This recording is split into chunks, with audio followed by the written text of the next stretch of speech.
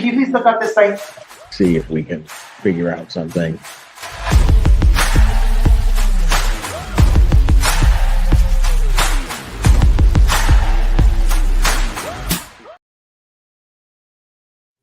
Hey, it's Saturday. And I've been in police chase land. I've been watching so many police chases, and my favorite thing is that the reporters always say, like, who could have seen this coming? And I'm like, you just covered one of these yesterday. So you. But also I can't remember who I was watching. If I remember, I'll give them credit. But they brought my attention to this. What would you call him? Like a journalist, I guess. I'm gonna just quickly put my copyright thing up. And I need to show you because this guy is so funny. This was like today or a couple of hours ago.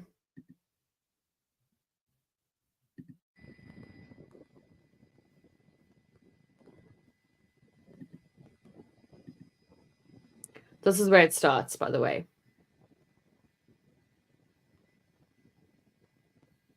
I think we can probably bump it up to 1.25.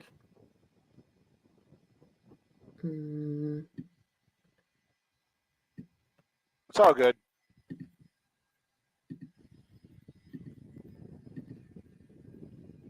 I also love watching police chases in like 1.5 or 2 times speed. It's amazing. Look at that. I don't know that's a command post.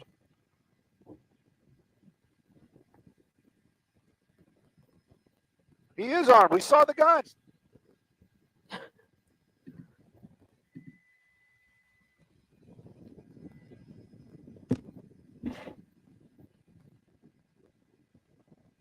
That's a lot of police for one guy. Look at that.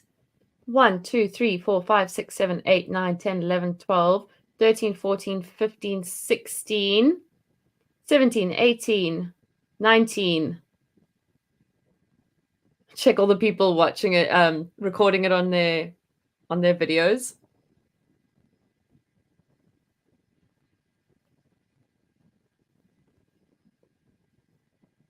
I got the dog ready.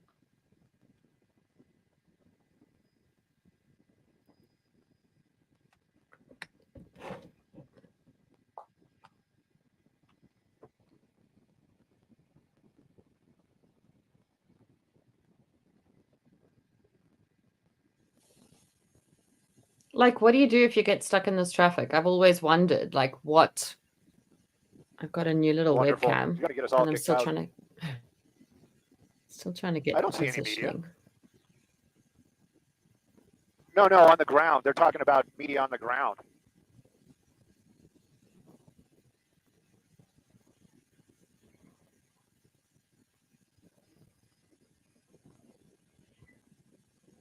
There was.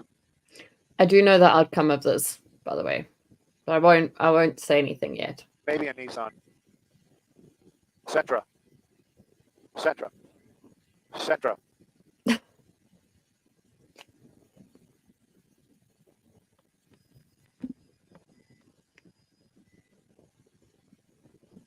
Trying to say it one more time for good measure. Sentra. There is. He's moving around. What? Okay. Who's he? But I always want to know who he's responding to, because, like, I don't think he's looking at chat.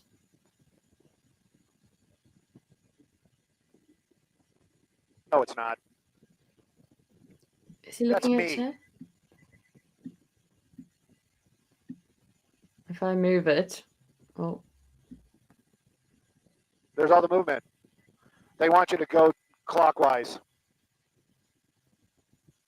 oh, I don't even want to Copy, see that thank you. chat. Did you want me to report on YouTube, or did you just want me to just give me a heads up? That chat is like something out of L&C. Well, everybody, I'm not really sure if we're reporting or we're just kind of showing you guys what's going on. I've got a lot of balls in the air right now. I'm pumped. Anyways, what's going on is this is happening out here, Anaheim Hills, westbound 91 freeway, right before Lakeview. It was a pursuit. That's what it was. Corona PD in pursuit of that blue vehicle that's now wedged between two armored vehicles from law enforcement. One of them Corona PD, the other one Anaheim PD.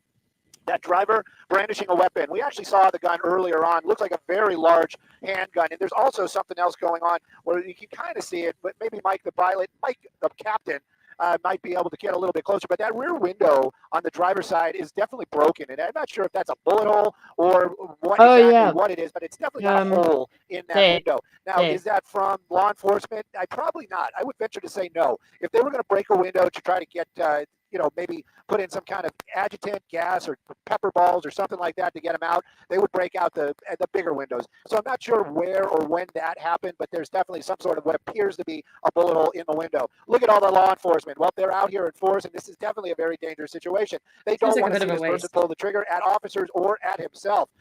We're going to move the Skyfox around, but this has shut down the 91 freeway in both directions out here in the Anaheim Hills area. And when I say both directions, I mean both directions. And the backup is huge. Some of these folks, we're going to get to them in just a little bit, but some of these folks that are going to be stuck here pretty much for the duration because there is no way they can turn around and get out of here. The westbound lanes are taking everybody off probably right around the 55. Mike is moving a little bit. They're trying to get a little closer. There's two other law enforcement aircraft here, and we're blessed to be able to just kind of stay in the area as it would be. But you can see that driver still alive, still moving around, agitated. That's the word I would use. Now we're using that digital zoom, so you're going to lose a little bit of that. I don't see much. The picture's going to get a little degraded as we push in right there, but you can kind of see him moving around. And these are those moments for a photographer where you just hope nothing happens right now. Yeah. As we're showing you this driver kind of just moving around. Earlier on, I believe you can see the gun a little bit right there. It's a black weapon, and that silver piece that you see is probably going to be the slide. We saw that earlier on, but you can see he's still clearly alive. He's clearly moving around. That I would venture to say is some vape or something. But he's in that vehicle. He is not getting out, and that's what's causing all the problems right now. It seemed earlier on that maybe he was on the phone, possibly doing something, talking to somebody. I don't think.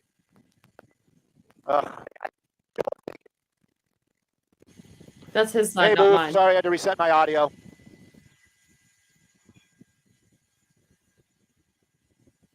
"45 seconds, quick update. Copy all." So anybody that's listening on YouTube, sorry about that. If the audio kind of went away, hopefully it's back right now. Hopefully you can kind of make out what we were saying. But at any rate, this is all going on. This is going to be westbound 91 at Lakeview Avenue, Anaheim Hills. But the 91, both directions shut down. If it's part of your drive, you definitely want to plan accordingly. We got to go to work. I got to pay the bills, my bills as it would be. So we're going to be live on Fox. If you are local, you know what? You can keep watching us on YouTube, but flip on the tube. Listen to some Fox News. Good day, LA. We've got some excellent newsy goodness going on. We're going to sprinkle it with some of this breaking news, but tune in. And, of course, keep this YouTube live as well. And I'll see if I can jump in on your questions and answers on YouTube. Is this channel monetized? It is monetized. You'd think as low as we are, I'd have some kind of internet. The interwebs, no good. 45 seconds away. Copy all. No toss. Good morning. I want to yell. I'm a yeller. There's an innuendo there. Copy.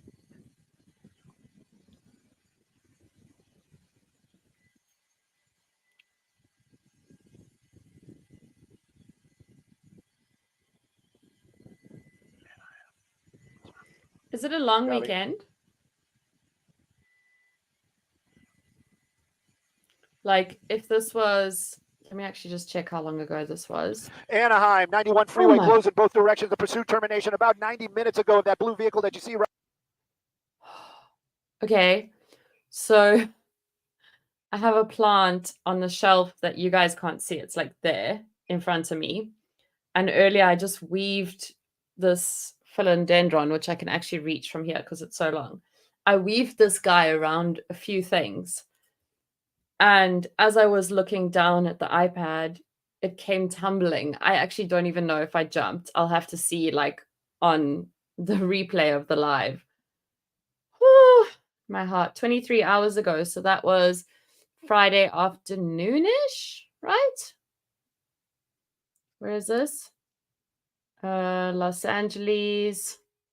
Right there, that driver armed and dangerous, brandishing a weapon. That weapon, not a knife this time, but an actual large handgun. We saw it in his hands earlier on. Now law enforcement, they've been responding in force. They brought out the armored vehicles, some of them for Anaheim and Corona. You see a lot of California Highway Patrol out here as well. This has stopped the westbound and the eastbound lanes, but we're going to show you some of that westbound traffic. It is huge. 6 Now, p.m. some of these folks are making those U-turns on the freeway, getting off on the on-ramp over at Imperial, but you can see what that's doing. Side traffic or side roads out here also starting to fill up as well. The 91 freeway in or out of the Anaheim area, especially if you're coming from Corona, it's going to be very, very difficult indeed. California Highway Patrol and law enforcement working to negotiate with that driver to bring this to a peaceful end. But right now, those negotiations ongoing in a time frame unknown to anybody as that driver's holding all the cards. I'm Stu up in Skybox. Back to you all in the studio. Oh my gosh. Okay, let's see.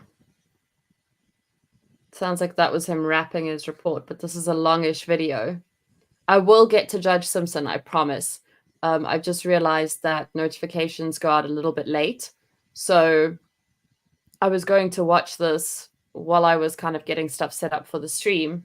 Our and then I just decided... played the right in the butt Wheel of... Hold on, I need to go back a few seconds. So then I decided, like, we might as well just watch it together instead of me watching it on my own. And then, like, once the notifications have gone out, more people have joined, we can jump over to Judge Simpson. Our station just played the right in the butt Wheel of Fortune. Anyways, if you guys are still with us here on YouTube, thank you for joining us. I'm going to check my phone as we speak. I see there's a picture. I have to watch a commercial just like you do. It's long. You know, the commercials always seem to come through, but the actual stuff is difficult to watch. All right. Oh my gosh, traffic.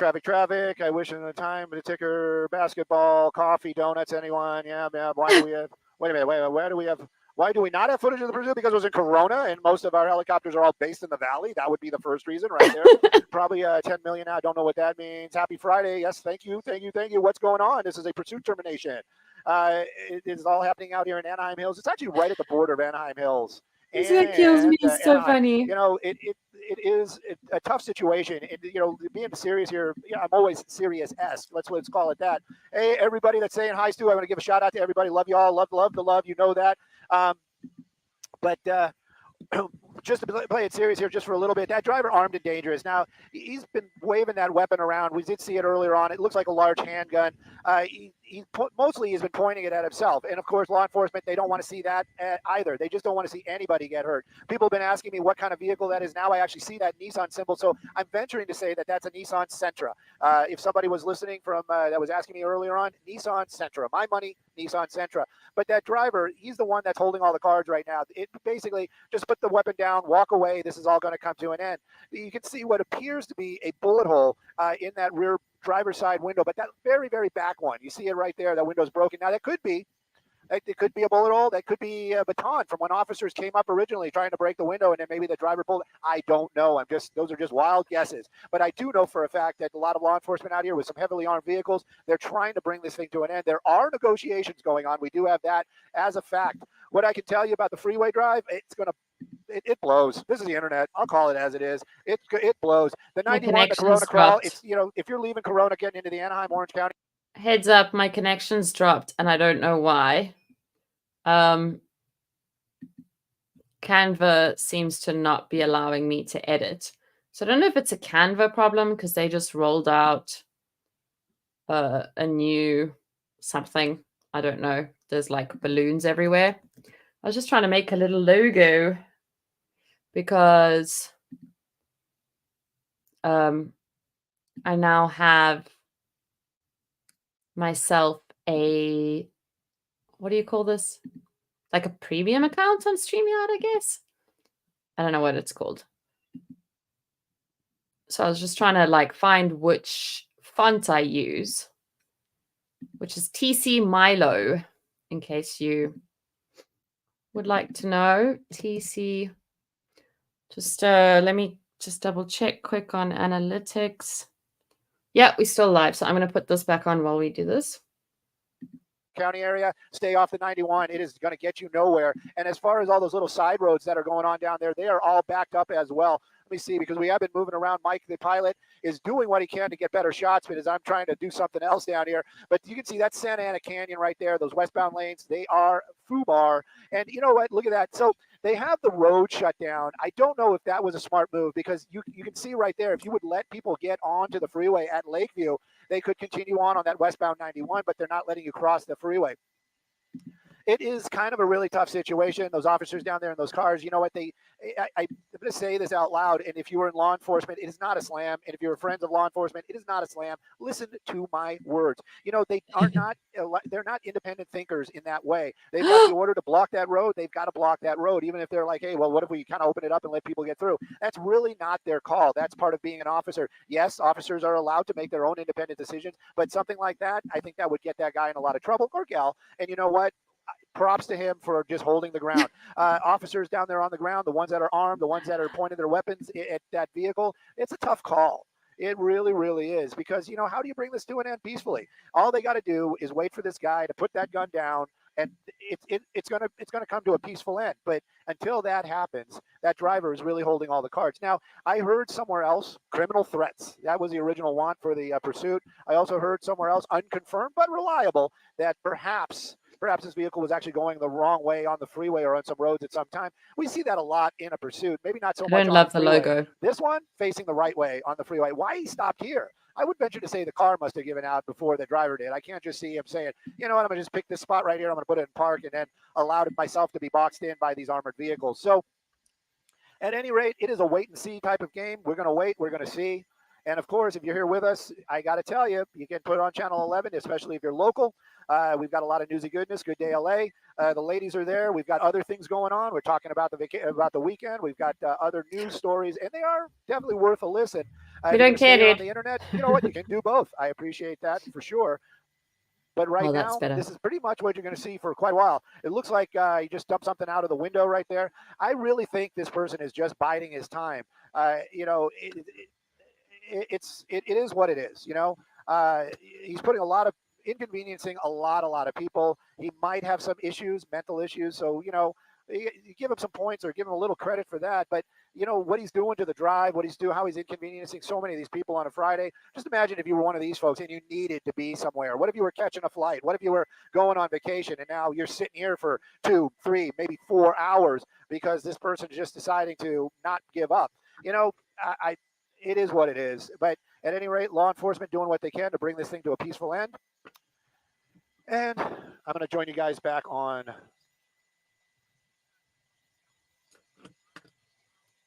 domestic violence. I could see that. Do I drink milk? Chocolate milk.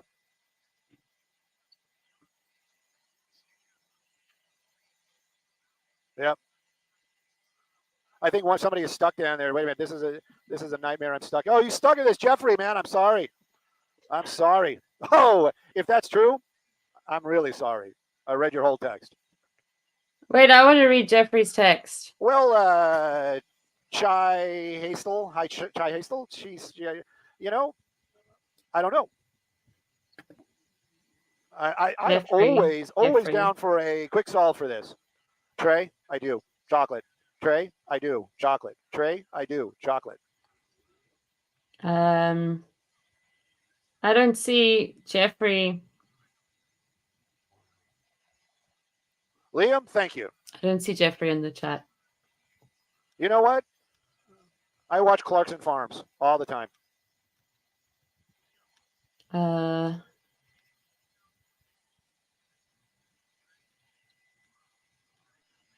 Whoa, this chat moved. Somebody asked me why they can't get him out. Well, he's got a gun.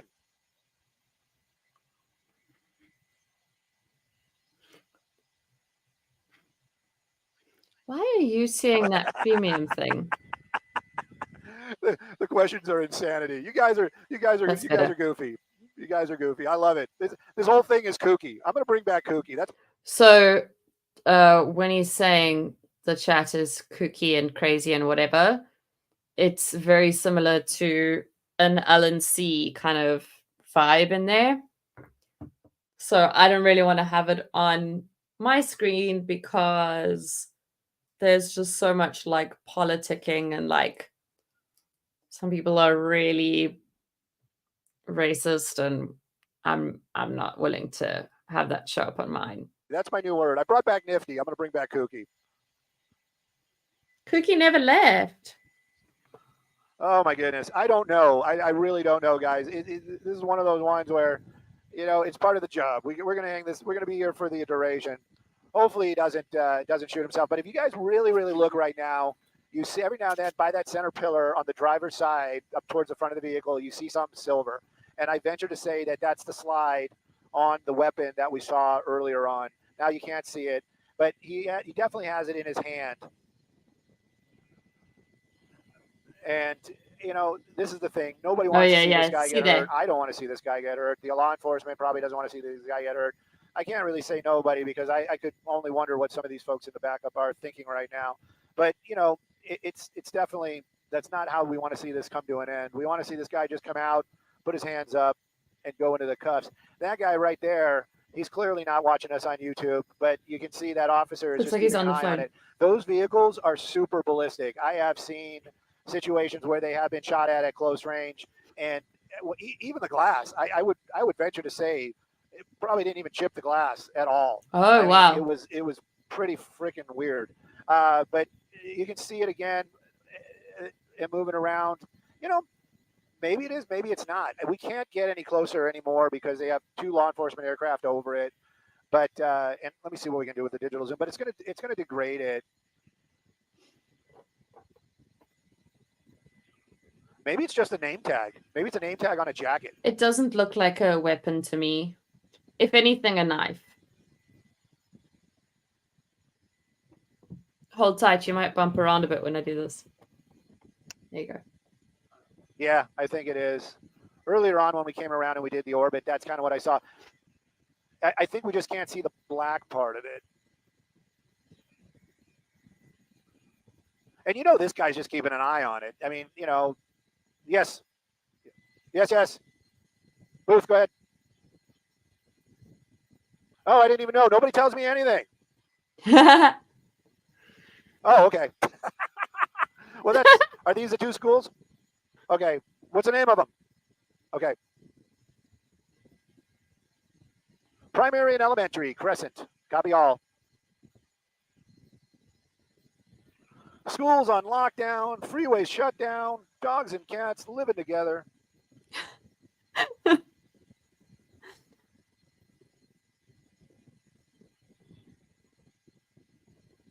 Sure. Oh, thank you.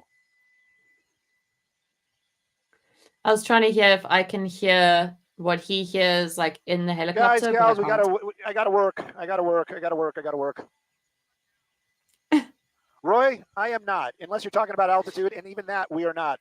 We've got a lot of low clouds today, and we're relatively low. I think. The streamer is Stu from, it's actually a news channel, it's Fox, which I honestly like generally don't go to, but I heard, I think it was Ikadmal, I think, that I was watching like an old one, and I needed to figure out who the guy other people are saying it's a cell phone. That would make sense. Maybe it is, maybe it's not. Commentary is. And it led me down this rabbit hole. 15 away. Midnight taco run, you know I do. But I got to work. Somebody's got to pay the bills. And it's usually me. I'm quite surprised they let him just like do his own thing. Anaheim Hills, this is 91 freeway. This continues a very serious situation.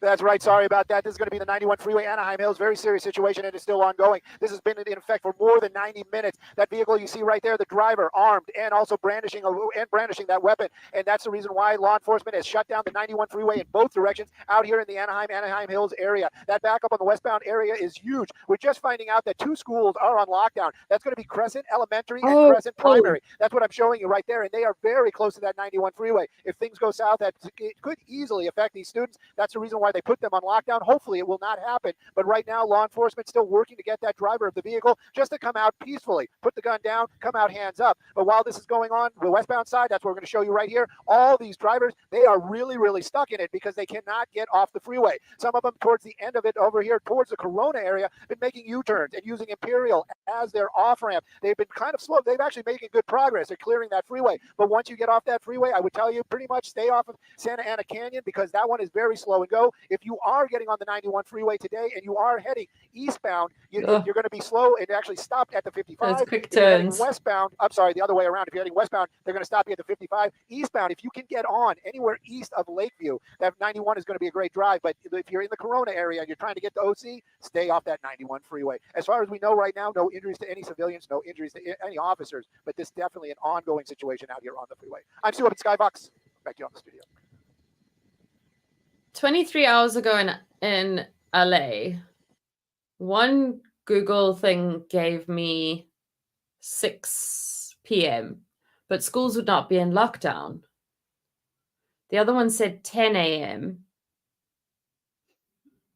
Well, it's nearly 24 hours, so I need to see what the time is in LA now.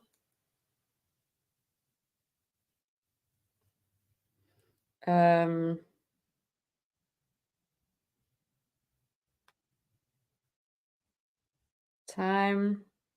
I'm using my phone because I've set this up in a way that I now have 2 screens and it's so much easier. The only thing is, sorry, didn't want to give you. You know what? I turned it off because I didn't know if we were still live and I didn't want to go on air going, I don't have any IFB, so sorry about that. All right, kids, I'm back with you guys for a little bit here, and of course, and what I'm talking about is all my friends out there on the YouTubes. Yes, I had to turn the mic down there because we lost IFB, and if you want to know what IFB is, I just call it infield broadcast, but I think it means something else. It's like some sort of return, something or another, but it's how I hear the show and how people at the station get a hold of me. I'm not up here in the helicopter as my own entity. I actually have a pilot mic, and if I actually stop talking abruptly, it's usually because there's voices in my headsets, and no, they are not in my head. They are in my headsets because I did what the doctors told me. Anyways, let's take a look at what's going on. Law enforcement. So, fun fact, part of my radio job was to be that person in studio communicating with the person outside, like, when radio stations broadcast from a different location, I would be the person in studio, like pushing the buttons, talking to the presenter, trying to coordinate that I can hear them, they can hear me, everybody listening can hear. If that line drops, which it always will, within a 3-hour show, the line will always drop. Then it cuts it off between you and the presenter. And sometimes I would be on WhatsApp, hey, listen, I've lost, the line's dropped. I'm going to keep playing music. Send me voice notes for this, that, whatever. But it's so stressful when you can't get that line back up because sometimes you need to do a reboot, which I can't quite imagine how they do it. I don't know how the helicopter and them sync up because ours was telephone lines, kind of. Yeah, it's a stressful moment. They've got that vehicle surrounded. They got it blocked in. That person inside that vehicle, armed and dangerous. What he's got is not a knife, but a very large gun. If you're just joining us, we can kind of do the little bit of a tour. We're using that digital zoom, but you can kind of see right there. There's a hole in that rear window. Now, how that got there, you know what? I'm going to let you guys try to figure that out because, you know what? We could take wild guesses, but I'm not really sure. Is it a bullet hole? Could it have been something else? I don't know. This was a pursuit. It was Corona PD was in pursuit of that vehicle. Made its way onto the freeway, clearly stopping here in the middle of the lanes on the 91 right before Lakeview. Why? Again, I would venture to say, my guess is that car gave up. I would venture to say that driver didn't just go, you know what, this is a good place to stop. I'm just going to park it here. They must have known about that weapon because they actually called for help. You know, not like an officer needs help call, like, you know, that type of thing. But they clearly had a situation ongoing out here. Anaheim PD, they brought their armored vehicle. Corona PD brought 2 of their armored vehicle. So, you know, you can see the number of Wait till you see the heavily amount. armored officers in the area. A couple of dogs. You know what? I love a dog takedown. Trust me, that is one of my favorite things to watch. Is a dog, you know, subduing a suspect. But you know what? They're not going to send that dog in there with an armed suspect because nobody wants to see an officer get shot. Yes, those dogs are considered officers as well. What else do we got going on? Highway Patrol. Well, clearly they got involved because they shut down the 91 freeway, both directions. All these folks, they moved them and they put them behind that crime tape right there. They are stuck here. A lot of these folks are. And we've been kind of watching, and they are making good progress. Sooner or later, they may be able to turn around. But is this coming up almost on the 2-hour mark? Could you imagine being sitting somewhere on the freeway for 2 hours because you could not move? That is rough. Watching some of these people making those maneuvers, turning around. Some of these people, you know, it always amazes me.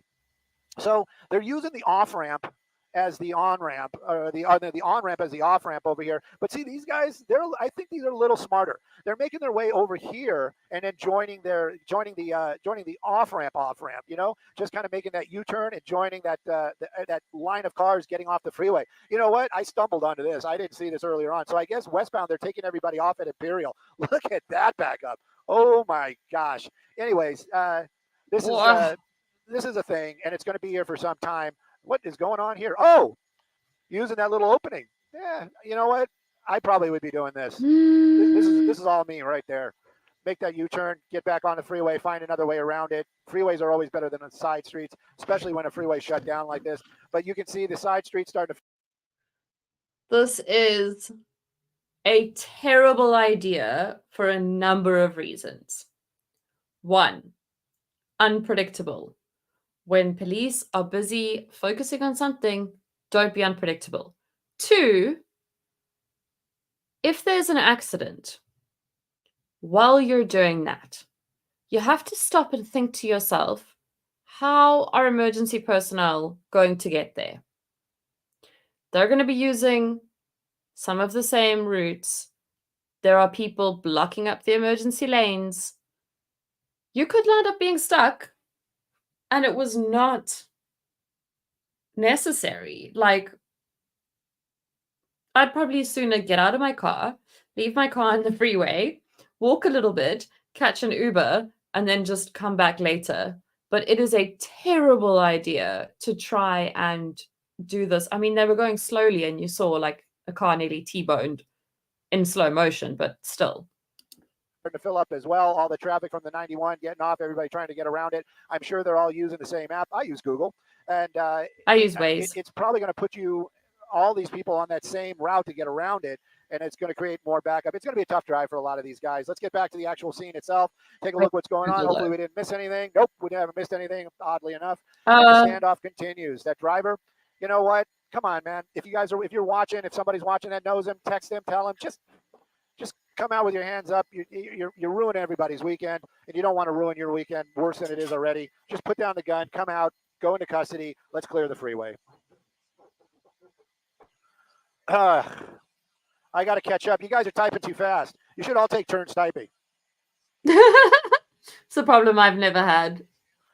Ukaipa High School. Carl, you got it. What's the best Kaipa? Ukaipa. What does that mean? I'm not a Kaipa. You're a Kaipa. What does it even mean?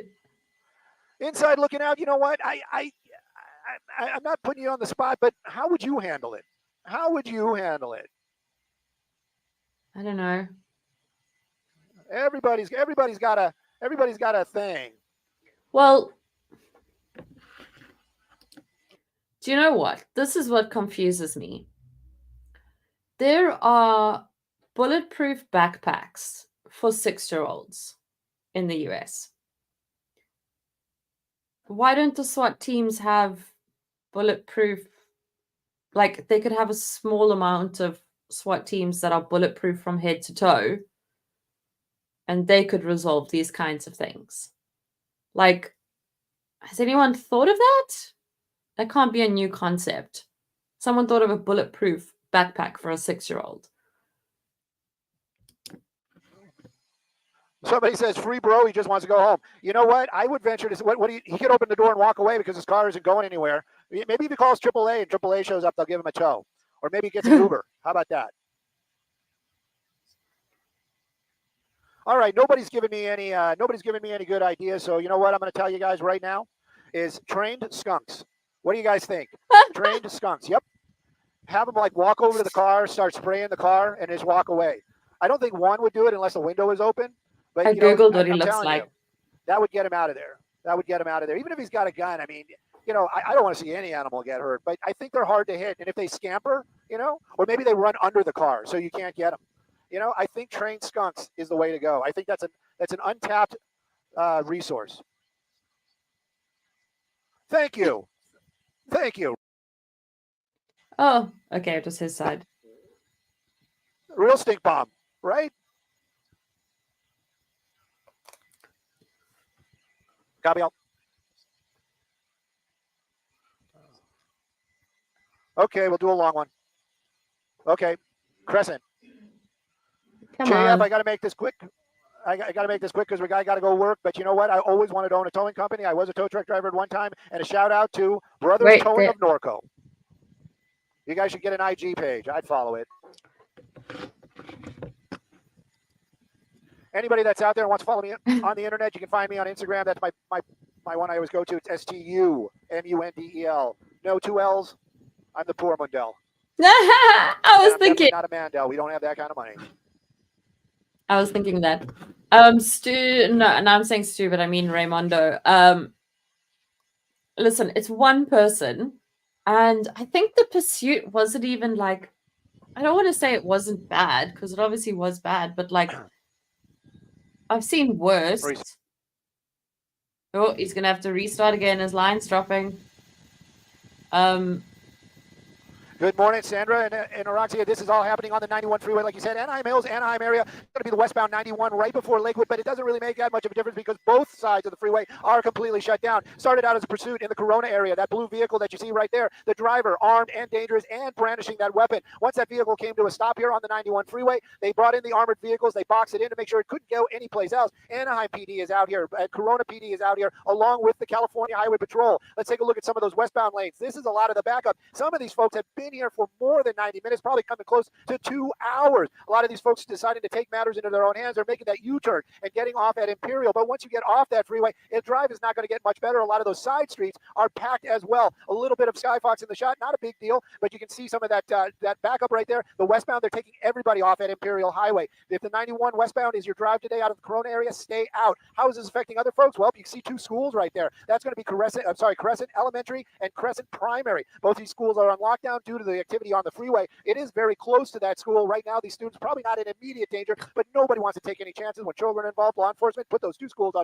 lockdown. What are they doing to resolve this? Well, they are trying to do whatever they can. For negotiations with that driver, that's the bet, is their main bet, but it's really up to that driver right now. How is it going to come to an end? If he puts down that weapon, walks outside, then they can just put him into cuffs and open up the freeways. That would be the best bet. Before we go, eastbound lanes, let's talk about those as well. They're shutting you down at the 55, so the eastbound really backing up as well. Stay off the 91 if it is part of your drive today, or just double check and make sure that where you need to be, the drive is going to be all right. I'm Stu up at Skyfox. Back to you on the studio. So, Raimundo, to answer your question, honestly, sorry, it seems like a ridiculous situation. He has a gun. So, sorry, that's the hesitation. But like, they weren't sure what he was being chased for, but there were a few things thrown out. And one of them was supposedly could be DV. So I know how it ends, and I'm trying to also not like give what happens. Hey, Renee. Also, to the people who are just joining, I am going to be watching Judge Simpson. It just sometimes takes a little while for the notifications to go out and people to join. And I was going to watch this before we streamed anyway, so I decided I might as well just watch it with you. This was 23 hours ago, Renee. So by my calculations, that was 10 a.m. in LA. No, man, it's all good. Pardon me? What did you need? Oh, okay. Copy all.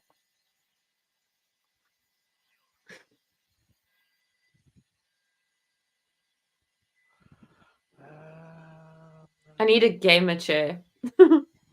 Man, it's okay. We're in a helicopter. What do you think? We're just a floating camera? Floating AI camera. You know what? I really don't mind. It's like I remember back in the day, if you got a skid in the shot or something, it was like, oh my God, what's wrong with you? Dude, we're in a helicopter.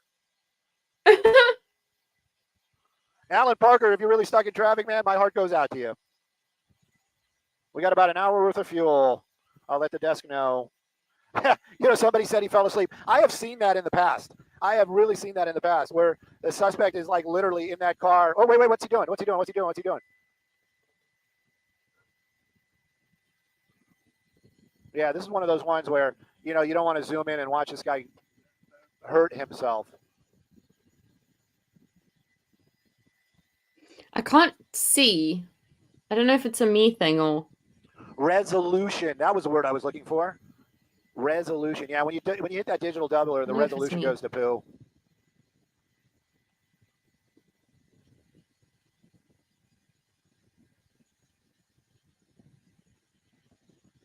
I still think he's on the phone. I don't know. He's moving a lot more. I wonder if he's on the phone with the negotiators. Don't they have like that kind of tech where they can just, bypass anything and call the cell phone direct? I think they do that, and then they try to. What? Yeah, they try to get the person on, like a loved one, right? Mom or. Oh, law enforcement's got a lot of cool tricks in their bag. Yeah. Right.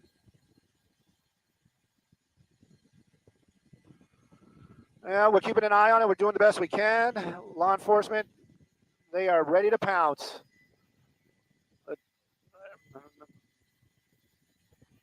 Renee, you don't have to answer Raimondo's I wonder why they don't have bigger question. Raimondo, if she doesn't want to answer, don't be mad. For the dogs. Whoops, sorry, guys. Motion sickness. Those look like great dogs. What kind of dog is it? Doesn't look like the usual. So this is one of those ones where, we kind of watch it so many times because we're in a helicopter. We are fuel limited. Mike was just talking to me about hours and how long we have until we have to go somewhere or do, for fuel.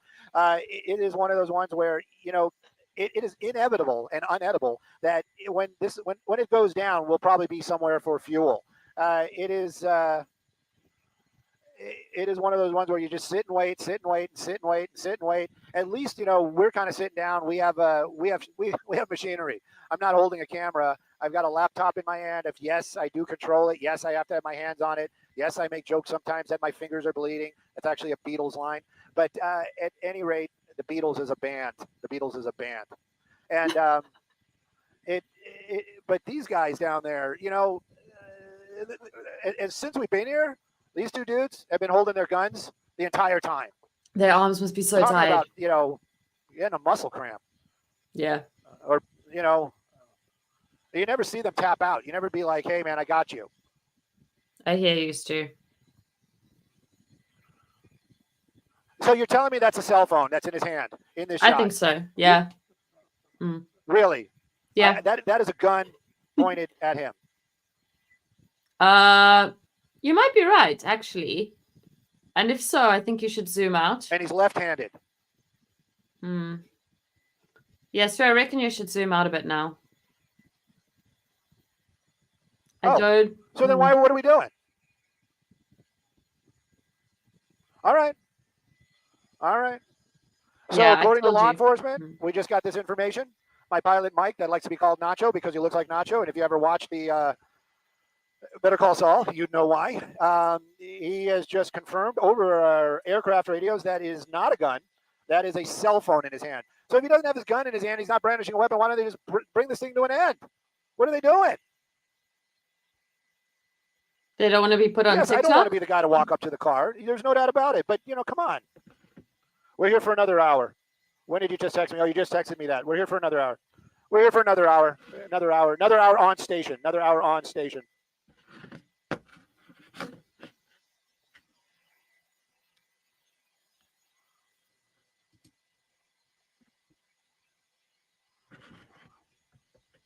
Okay, before this ends, I need to warm up some pizza. All right. When we come to you for the regular slot, we'll give you an update on the situation, and you can talk about topics. Hey, we're going to talk about the kittens. The next topic we get into will be about the video, the dad being called out by some of his. Wow. Please don't say anything. So if you guys hang out with us on YouTube, you might actually, not that you guys would want to, but whoops, wrong button already. That's what you're going to see. But at any rate, we are going to be doing the 11 o'clock show, and we do a little talky talk from the helicopter, and we're going to do a little of that. So just letting you guys know, we're going to at 11:30 we're going to depart from the norm. That's what the norm being what we're looking at right now. Of course, if anything changes while we're talking, then yes, of course, we're going to go right back to the breaking news. But we have other things slotted as well. So yeah, I guess that's a cell phone. So then why are we doing this? He's angry. Look how angry he is. He's definitely angry. He's doing this. Why are we doing this? I mean, unless his negotiation is I want to call an Uber and get my Uber and drive away, And even if that was the case, I'd be like, yeah, sure, we'll make that happen. We'll go get an Uber for you.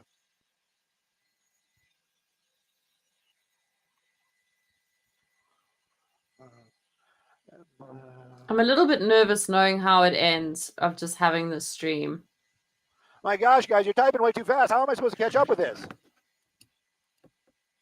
Yes, Tyler, there actually are negotiators here on scene. They're on scene, and they're actually talking to them on the cell phone as well. Hey, can you pan over to the huge house on top of the hill? I'm in Anaheim Hills, bro. Every house on the hill is huge. Oh, is it fancy? I don't get overtime pay. It's a sticky issue. He's a funny guy. Driver streaming on social media. If he is, I'd like the link.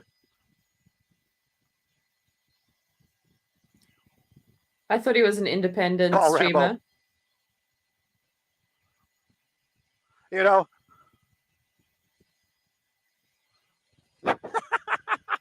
I don't even think you can be pulled over for that anymore. John said you're not supposed to use your cell phone. Moral of the story, don't use your cell phone. You can if you're... The Mavericks, you're asking me? I don't know. Uh-oh, my StreamYard is saying what my a cool signal's job. bad. Yeah, you know what? Some days it is, some days it's not. You always got to remember this is a job. This is a paid gig.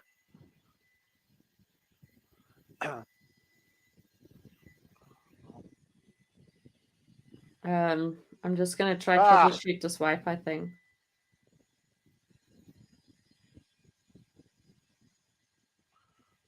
I'm glad I had my tamale. Did you have breakfast, Mike? Good. No, I'm hungry. Unpaid shout out is Magusto. Magusto up in San Fernando. I think they're actually off of Van Nuys Boulevard. Van Nuys near the 5. Best tamales I have ever had. I'm not saying they're the best tamales in the world. I'm not saying they're better than your mom's. I'm not saying they're better than the place that you love. They're the best ones that I've ever had. And you can get them at farmers markets as well. The police just moved behind. The guy's still in the car, very agitated. Apparently he's on a cell phone.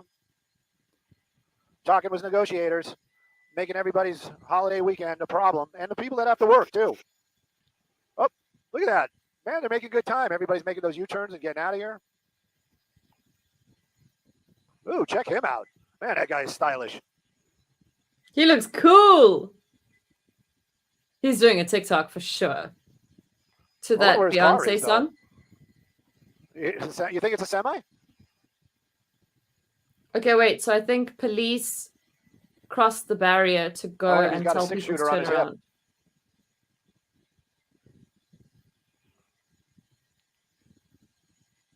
See, I don't see a car that matches his outfit. What would it be?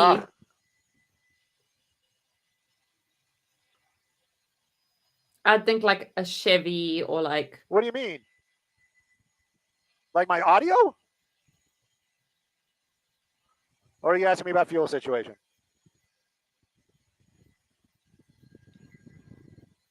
Are you talking about my audio or are you talking about, I don't understand.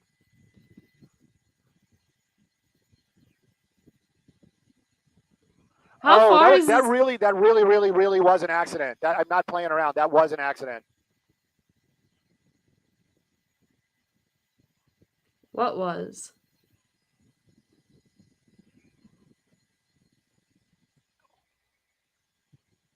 Right. I agree with you. I agree with you 100%.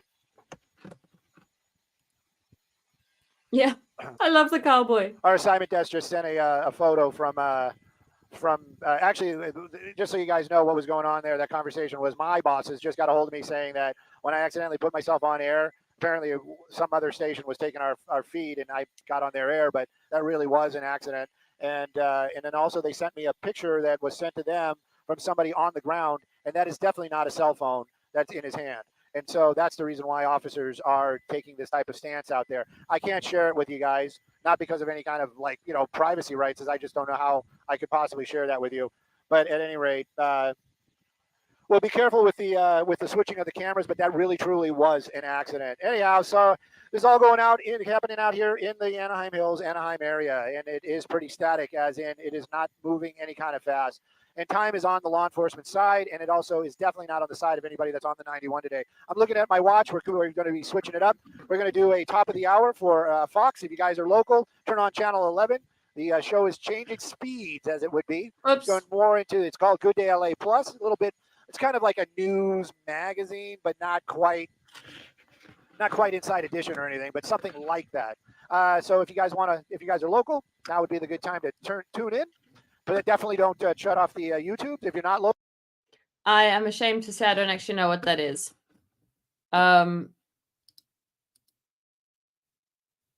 Yes, actually, exactly. The semi hit the barrier. I didn't see that. Is it back a bit? I'm gonna go warm up some pizza quick. It'll be quick, fast, but I want to just eat it before we start Simpson. Not local, you can stay with us. And we're going to do an update here, live on air. And then after that, we have a fun segment that's going to be happening right around 11:30. And yes, you will see my face on television when that happens, on purpose, but not on purpose now. We want to see your face.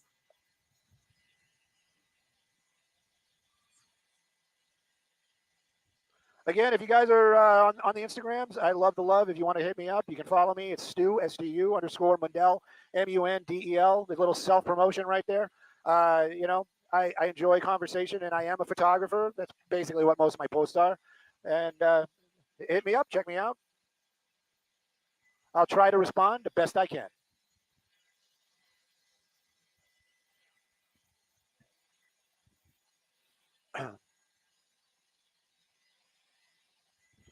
Got to get to work.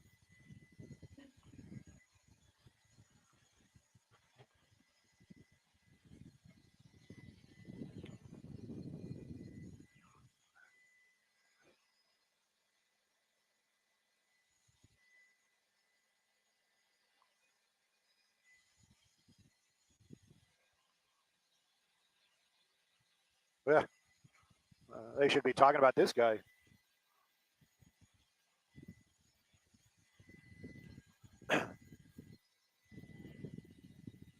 Ah.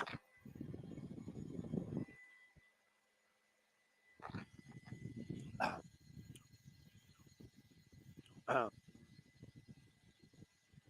don't know. Maybe they're not taking us at the top of the hour. If they do, they do. I'm ready.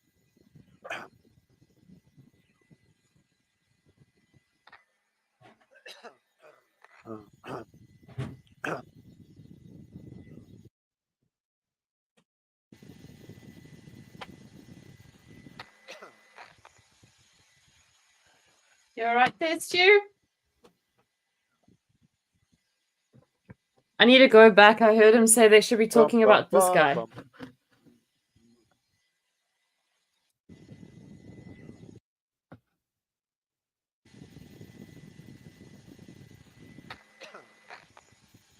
Not far enough.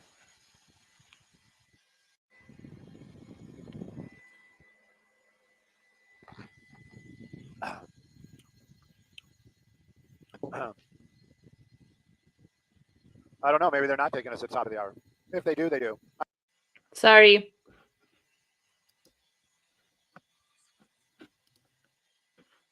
Again, if you guys are on the Instagrams, I love the love. If you want to hit me up, you can follow me. It's Stu, STU _ Mundell, MUNDEL, the little self-promotion right there. You know, I enjoy conversation, and I am a photographer. That's basically what most of my posts are. And hit me up, check me out. I'll try to respond the best I can.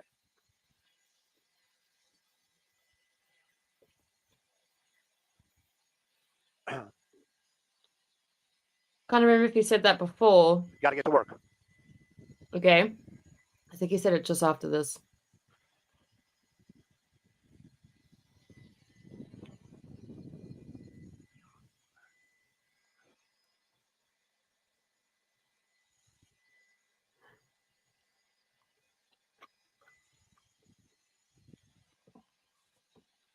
Just gonna make myself smaller while I eat. They should be talking about this guy. Which guy?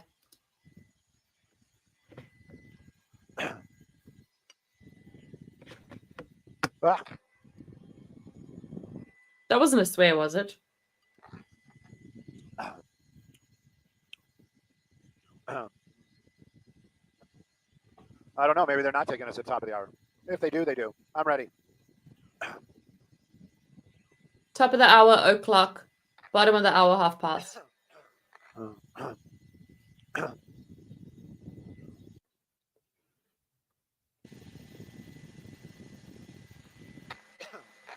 If I'm in studio now, that little jitter would tell me that it's time to restart the lines.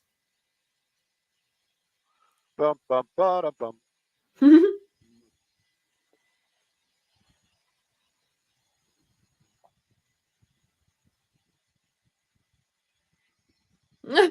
Raymondo says, warning, eating pizza on a live stream can be triggering to people watching a live stream not eating pizza. Raymondo, somehow I'm always eating pizza on the live impact streams. upon people is going to be huge out here. And like you said, it is a very serious and tense situation. What's going on? If you're just seeing this for the first time, this is happening on the 91 freeway, Anaheim Hills area, right before the Lakeview off-ramp. That blue car that's surrounded by those two armored vehicles, that was in pursuit. Corona PD was chasing that vehicle. You know, the want right now is kind of still sketchy, so we're going to stay away from that. But we do know that that driver armed and dangerous and was brandishing a weapon. Law enforcement taking it very seriously, as you can see, and as they should. And they basically surrounded that vehicle, and they shut down the 91 freeway in both directions. Yes, the 91 freeway is shut down in both directions. Now, this is going to be, though, you can see the law enforcement response. This is right behind that vehicle, and this has been going on for more than 2 hours. Yes, and you can see right now the last of those cars are making those U-turns and going against the flow of traffic, but there is no traffic because everybody's been turning around and getting off. They get off at Imperial Highway. We're going to pan around and show you that right now, but they're also taking all of the westbound traffic off at Imperial Highway as well. So the side streets, they're building up very, very quickly, making that drive almost impossible. It's going to be gridlock on all those side streets as well. Also, what's being impacted, there's 2 schools out here in the Anaheim Hills area. They're right there. They're right next to the 91 freeway. That's going to be Crescent Elementary and also Crescent Primary. Now, there is no direct danger to the schools, but they are on lockdown just in case. And of course, that's the best thing to do. Now, the eastbound lanes, they are shut down as well. They're taking everybody off at the 55, and that's creating a huge problem. So if you're in the Corona area and the 91 is your take this morning to get into, like, say, OC or beyond, definitely take a look, see what's going to be better for you. If you're in the Anaheim Hills area, try to get on at Lakeview or west of Lakeview, and that 91 is going to be a good drive, and vice versa. If you're going to be on those eastbound lanes and you are in Corona, you shouldn't be seeing any problems. But again, so many folks on this weekend, Memorial Day weekend, going to be affected by what's going on. Of course, no injuries to officers, no injuries to any civilians at this time, but you can see negotiations still ongoing. That driver, very agitated, still moving around inside that vehicle. Law enforcement, time is on their hands, as they always say, and they do have that advantage, but they are negotiating, and they're trying to bring this to end peacefully. Nobody wants to see anybody injured in this situation. I'm still up at Skybox. Back to you on the studio.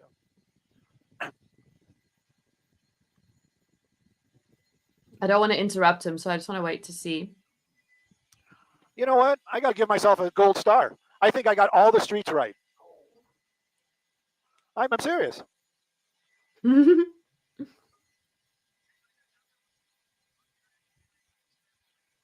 Nathan?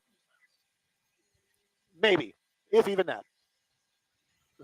Guys, gals, thanks you guys for joining me here on the YouTubes. If you're just joining in, It has been a tense situation out here in the Anaheim Hills area. Anaheim, right at the border. But if you guys know the area, then you know that this freeway is always crazy busy. And today they got this going on. They're shutting it down in both directions. Ouch, man. It's all I got to say. It is going to be a lot of trouble for a lot of folks. I imagine that somebody's going to know somebody. You're going to get that 6 degrees of separation. If you live in this area, you're going to know somebody that was stuck in it or dealing with it this morning. Law enforcement, they are tasked with getting that guy out of the car without him getting injured. It is going to be extremely difficult. Now, you can see the number of law enforcement right there. They have finally cleared the area. Oh, we're going to get something else to watch. Looks like they got a drone getting ready to get fired up right there. We're going to keep an eye on that for sure. And, it's going to be something to see. And what is it going to do? I think what they're going to do is get a better look at the weapon and kind of get this feeling of, is it a real gun?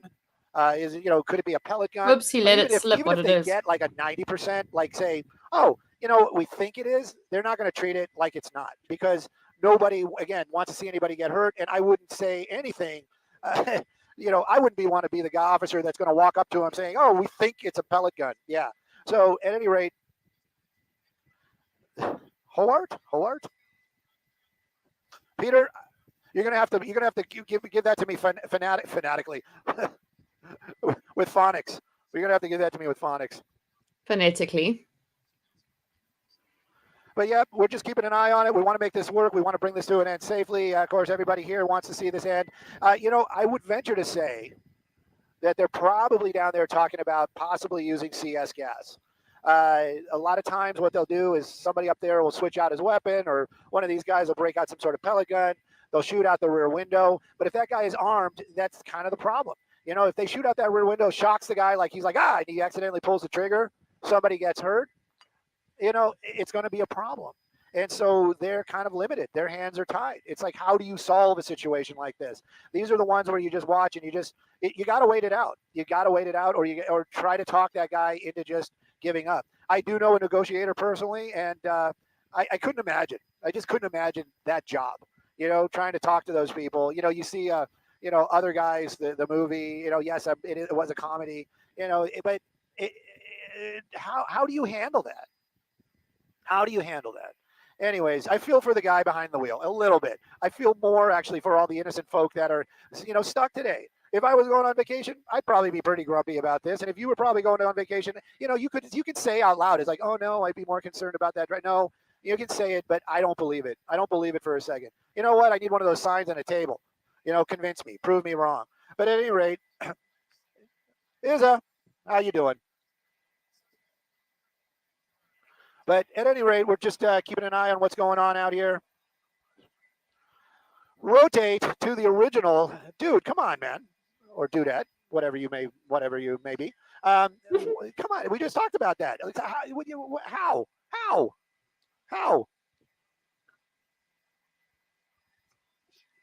are you just going to run up and open the door and grab them and put them in cuffs? I don't think it's going to happen like that.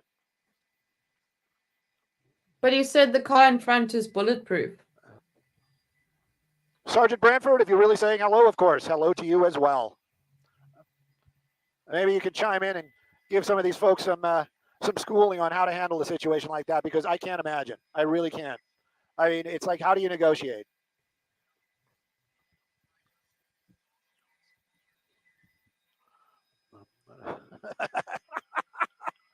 Goth General, I don't know how I'm going to put. You know what? I have some restrictions on what I can say, and you know what? I'm sure it's a nickname, and I adore it, but I don't think I can say that on the air.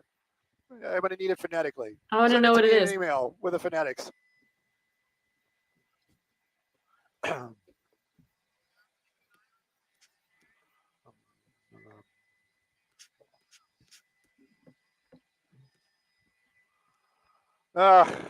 I'm just checking my IG right now, and I'm seeing a commercial for grits and waffles. If you're in LA, go there. Definitely go there. Somebody's texting me something. Oh, sorry. Oh, sorry, guys. I'm not being a good host. Sorry. Give me a second here.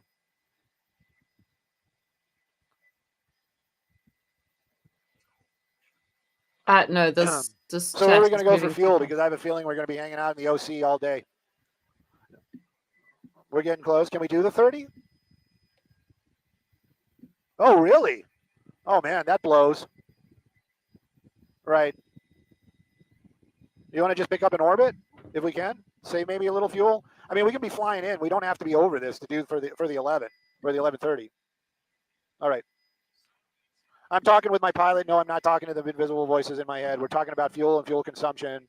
We're probably going to be landing over John Wayne Airport, Pilgrim, in just a little bit because we're going to be running low on fuel in about 15 minutes or so. I have a little thing we do on television, and also I'm letting everybody else know that you know we're going to be tight on fuel. I thought we were going to be able to stay up for the 11:30, but probably not.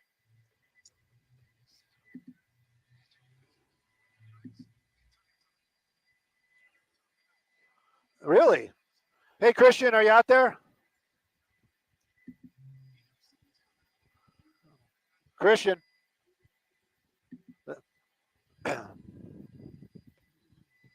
Skyfox Simon Desk, could you get a hold of Christian for me? There's not that long left. I'll do the comments between this and Simpson.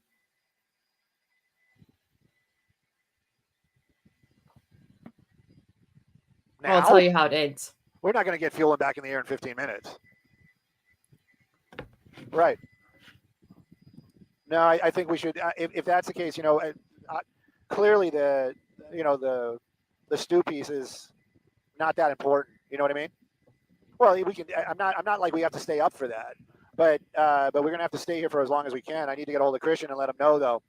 That's my concern right now, because if they're counting on us, I got to let them know that we're not going to be there.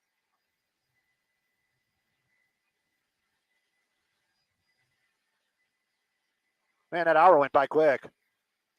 Yeah, we got about seriously 15 minutes before the piece.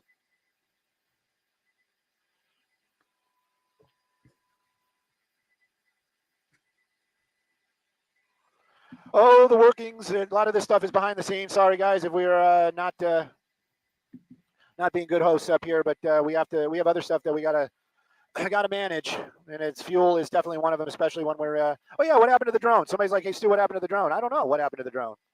I'm seeing a lot of cars backing out of here. A lot of Corona PD. Maybe they're just moving the vehicles. Not really sure.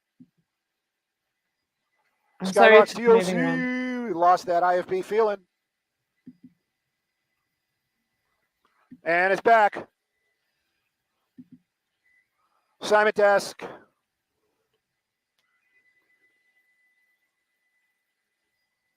They're busy. They're busy on the phone doing assignments and desking.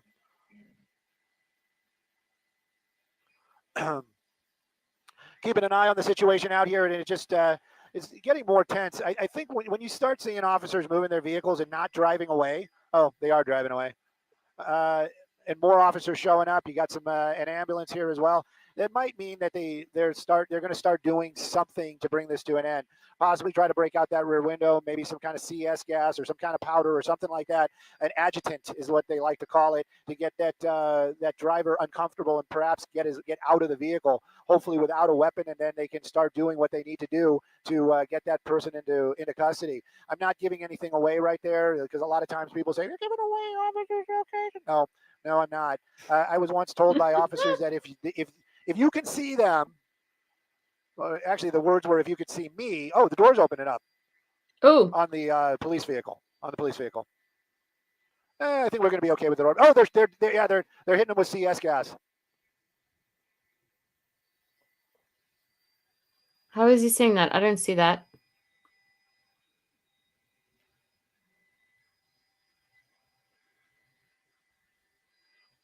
I don't see that.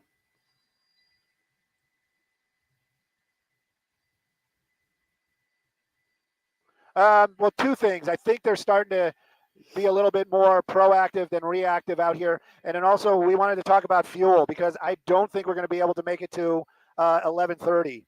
But even if we left right now, it's going to be, what, 10 minutes to get to the airport, right? So I don't know. Could you move us up by a couple of minutes if you want, or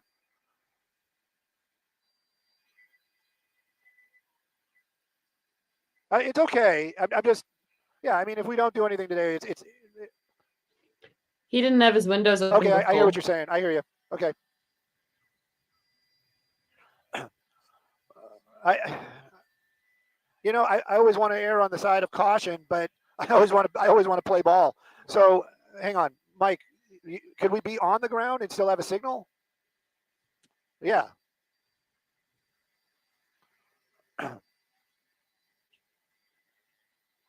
Because what I'm saying is our thing is at 27, right? And if we left right now, we'd still be in the air at 27. You see what I'm saying?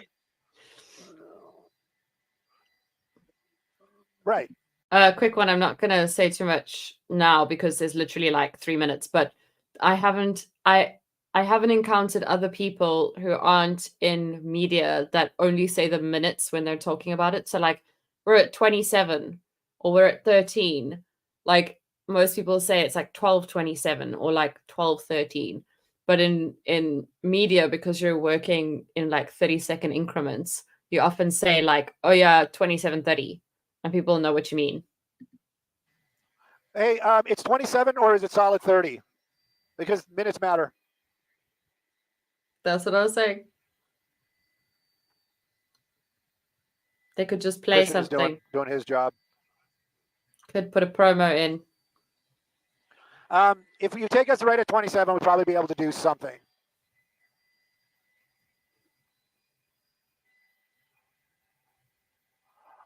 Oh no! We're gonna start heading to John Wayne now because that's where our fuel is. We can't be here at 27. That's why I'm saying it's about a 10-minute flight, and if we leave right now, yeah. So we're gonna start heading over there, and that's what I'm saying. We'll be over John Wayne. Yes, that's the biggest concern. All right. Hey, everybody that's in YouTube land, I love you guys. You know I do. I wish I could have been a better host for a lot of this stuff. You've probably been listening in. We've got fuel. We got to go to John Wayne to get some fuel. And while we're doing that, we'll hold the shot as long as we can. But I'm saying goodbye. You can follow me. This little soft promotion. It's Stu, S-T-U, Mundell, M-U-N-D-E-L. I'm on IG. I love the love. You guys can follow along. I'm also on Instagram, and that is Instagram, Stu.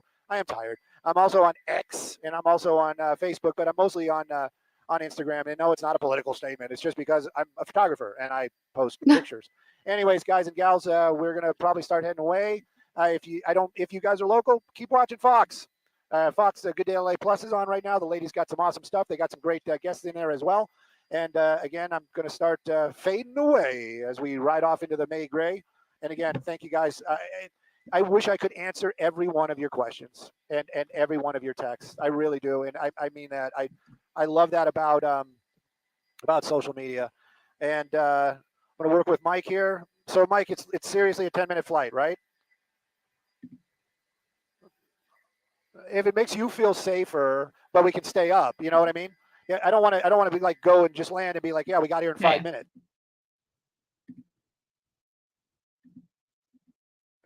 Okay, not much happens there. They just carry on talking to the end of it.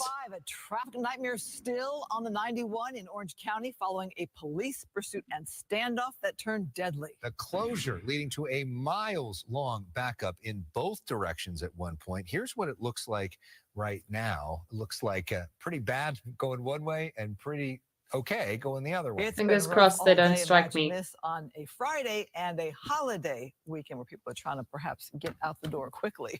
All right, welcome to the Fox 11 News at 5, simulcast on our sister station, Fox 11 Plus. I'm Christine Devine. I'm Alex Michelson. Fox 11's Matthew Seedorf live off the 91 at Imperial tonight with what it looks like there. Matthew. Alex, the 91 reopened about an hour ago. We are seeing traffic just as you typically would on a Friday night as we're beginning to learn more about what happened here today.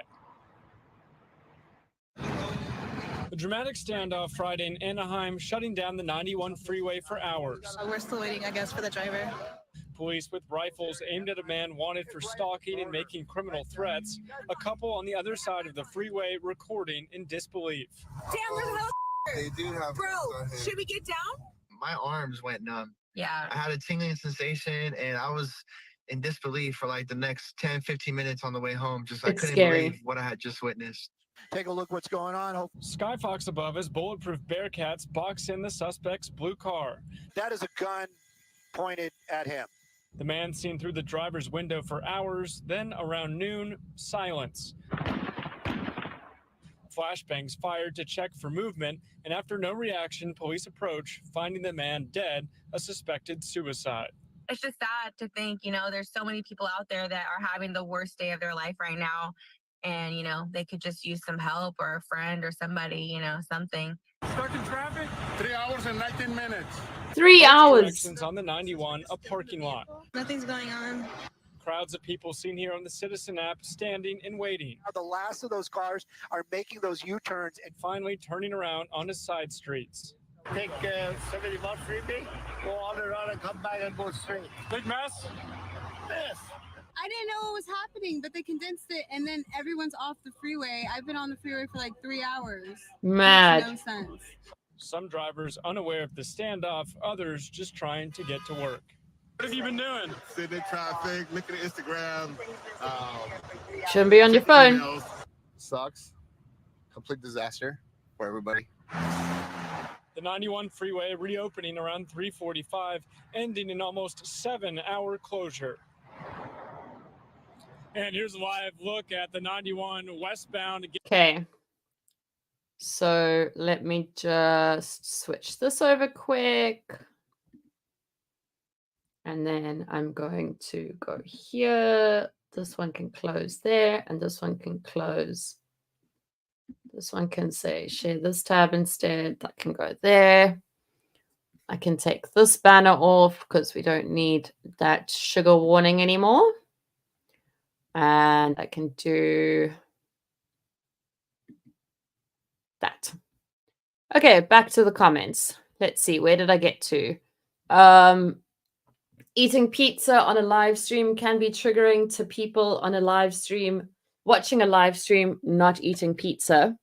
So what I wanted to say about this is like, I literally could live on pizza. Like Vaughn and I eat insane amounts of pizza and pasta. I need to do like a genetic, what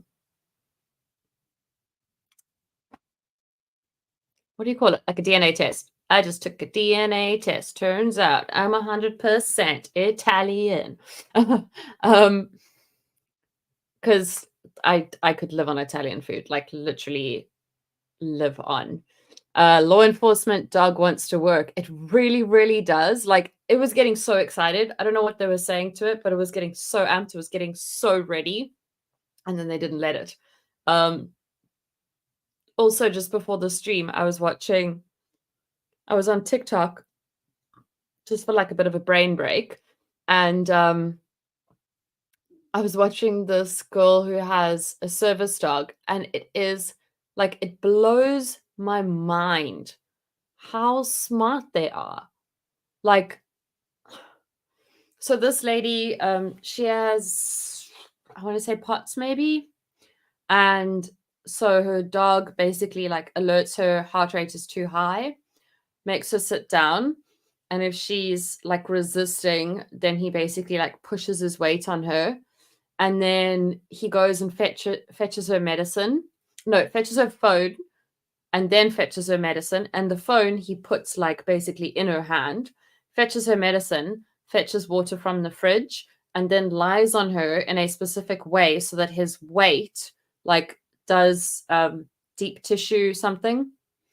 And it is like, my mind is blown by how smart they are. And the same with police dogs. Like, we don't deserve animals like that. Not like us as in Vaughn and I, but like humans. Typically very spicy, which seems an odd choice for breakfast. That is an odd choice. But also, I love spicy food, but it's going to be a full day of a sore stomach. Can be filled with anything. This was the first thing that I thought when I started watching this. So basically, I was wanting something that was not court-related for a little bit before we watched this court-related thing. And I was like, oh, well, I might as well watch a police chase because I was watching one yesterday. And it's just like, it's entertaining. And I watched them at 2 times speed. And it's like engaging and entertaining, but it's not generally very like upsetting. So I was watching this at the start. I got to like 2 or 3 minutes in and I saw all those police cars and I was like, you know what, let's just watch this together on the live stream because, oh my gosh. Searching for the nickname. What was this for? I think this was probably when I was searching for the end result. Boss, I won't be at work. Turn on the news, I guess. Literally, like. Also, people just admitting to doing things like being on their phone when. So, as far as I know here, if your phone is on, if your car's engine is on, you can't use your phone. So, even if you're stuck in traffic. Okay, you're going to have to bear with me because this I got ready to upload as a standalone as well, but it's going to have my intro. So sorry about that. Can you play? Can you please look up this thing? See if we can figure out something.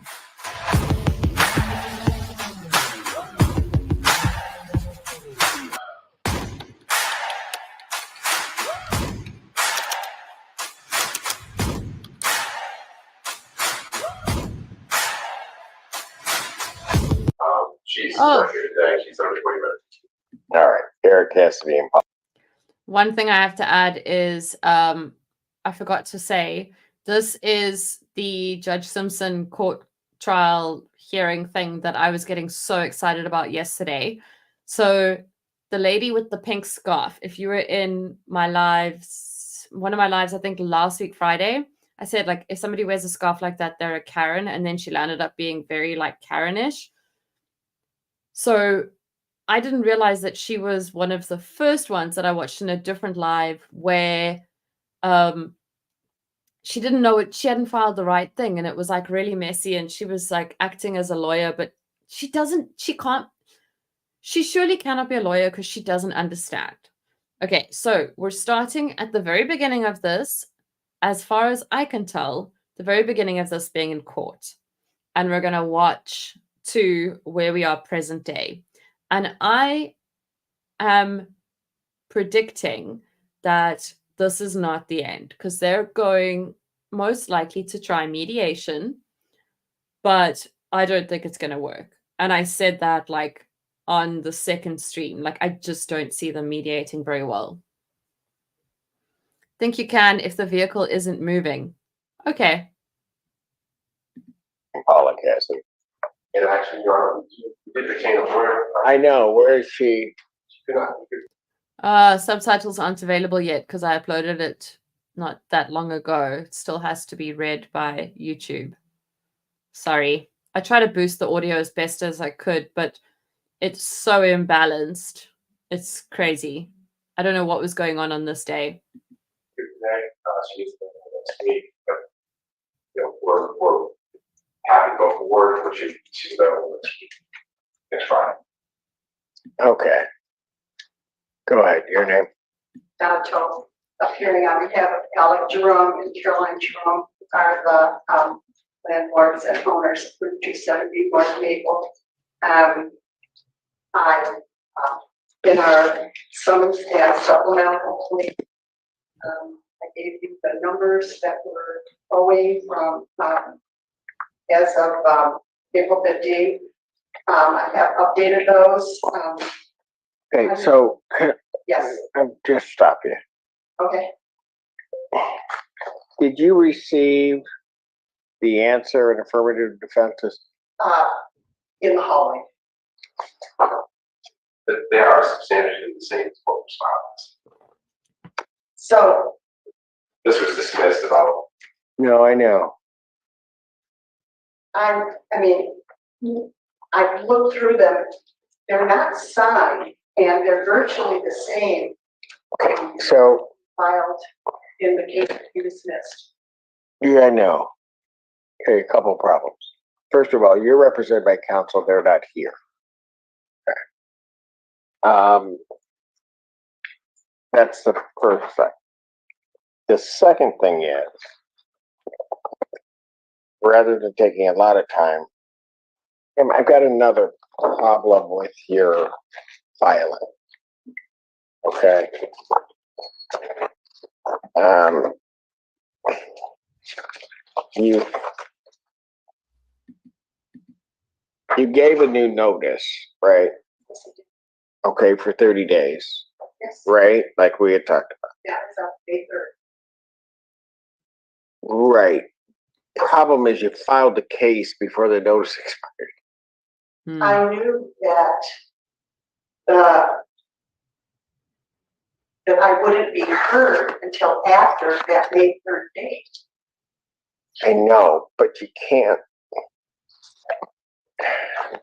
I follow what your intentions were, but you can't file. I want to say this. You're giving them 30 days to move out. They have to do something before a cause of action arises. So they either have to move out or some way do something. The problem is that you filed the case before their period in time to do whatever you were telling them to do, which was move out. Paid as well. Okay, either way, they had a time period on which to do that. I know they did, but you filed a case before that. It wasn't heard or answered until after that date.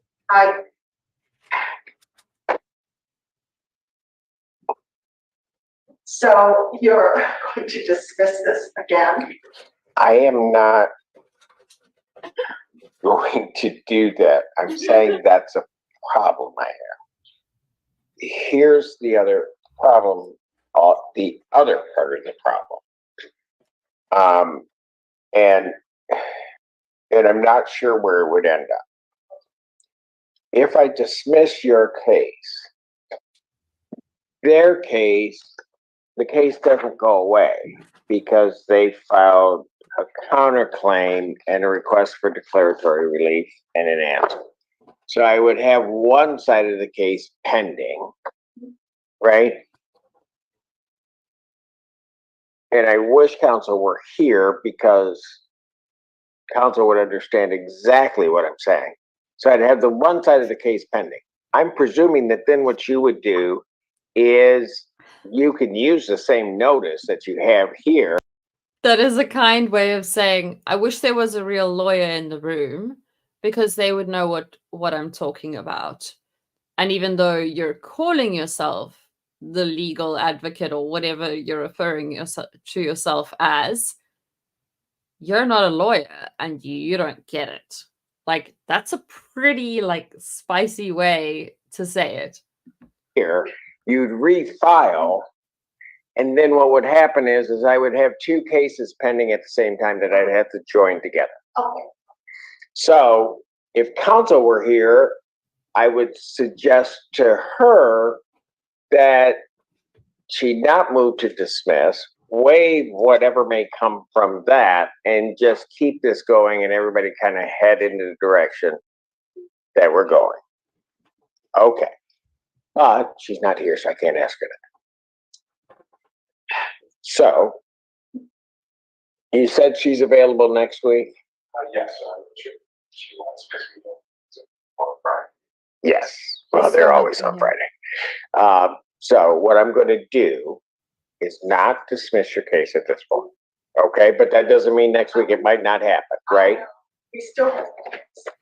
Well, right, but I'm just suggesting a quicker way to get, well, not around it, but to get everything moving.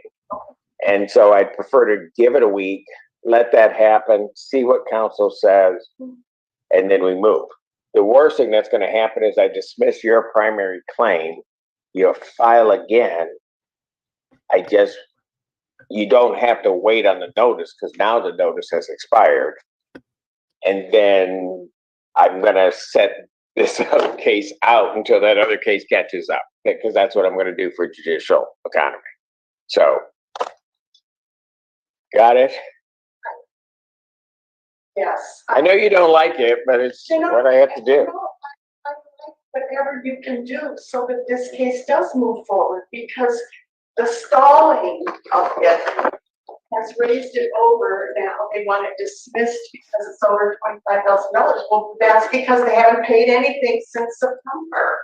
So. Oh, no, that is incorrect. What is incorrect? Yeah, Okay, They've been in repairs. folks, I cannot litigate this today. No, I know. I'm not unhappy, and I'm not, I'm very pleased that you are able to create a way forward. Let's hope. Okay, well, you're welcome for that. May 17th, 2024, what time? 2 p.m. At 2 p.m. We'll see you guys then.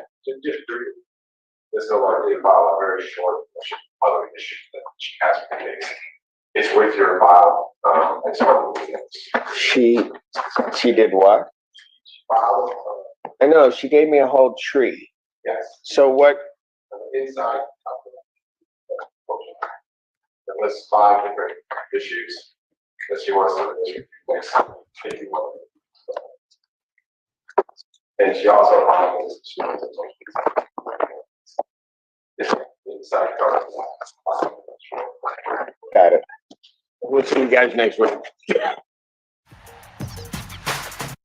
Case of Alec Jerome versus Eric Cassidy. Could be Eric Cassidy and Paula Cassidy. Go ahead. Donna Tope, appearing on behalf of Caroline Jerome, who is watching by Zoom. I recognize Caroline. Okay. And Alec Jerome.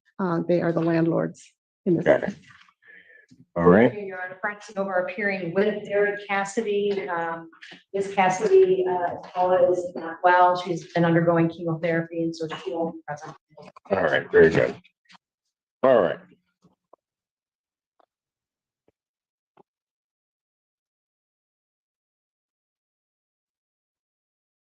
This is the one So we where watched are we now in this case? semi-live.